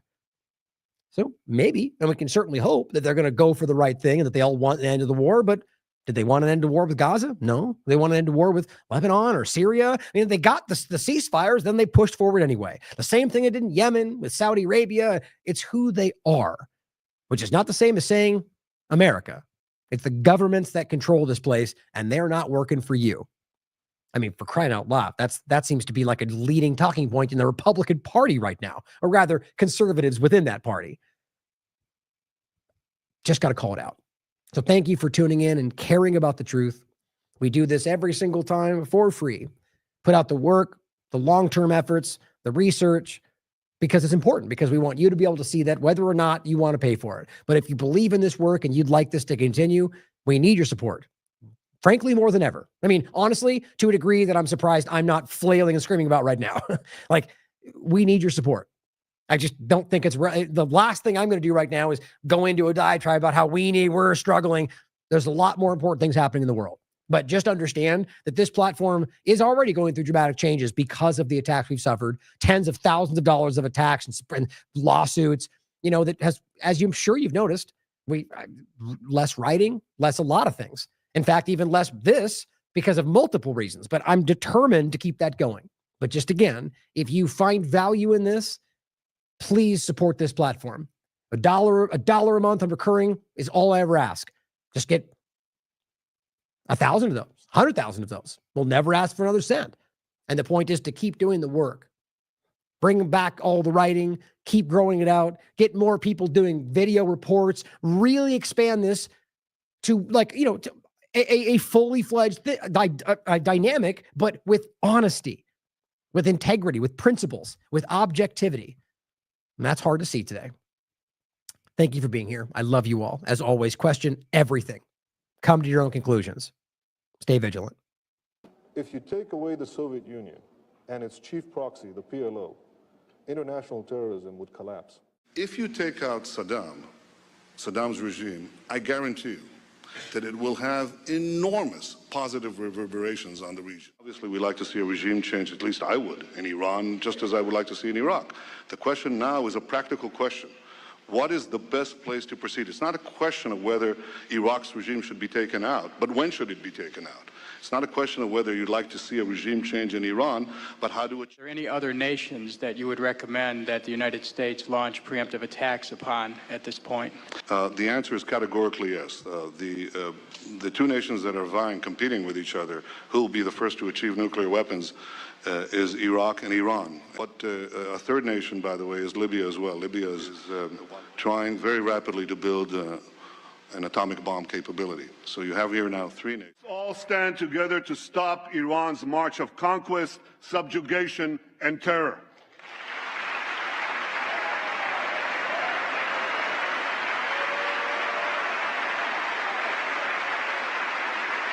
I know that no matter on which side of the aisle you sit, you stand with Israel.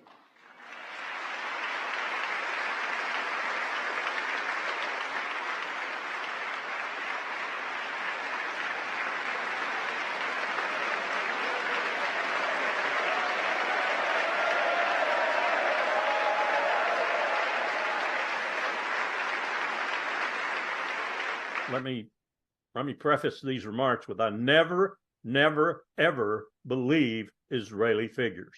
I've been in the government too long to know that the Israelis are patent liars. In their intelligence community, in their propaganda community, certainly, and in their leadership, they are inveterate liars. Let me say that again. They are liars.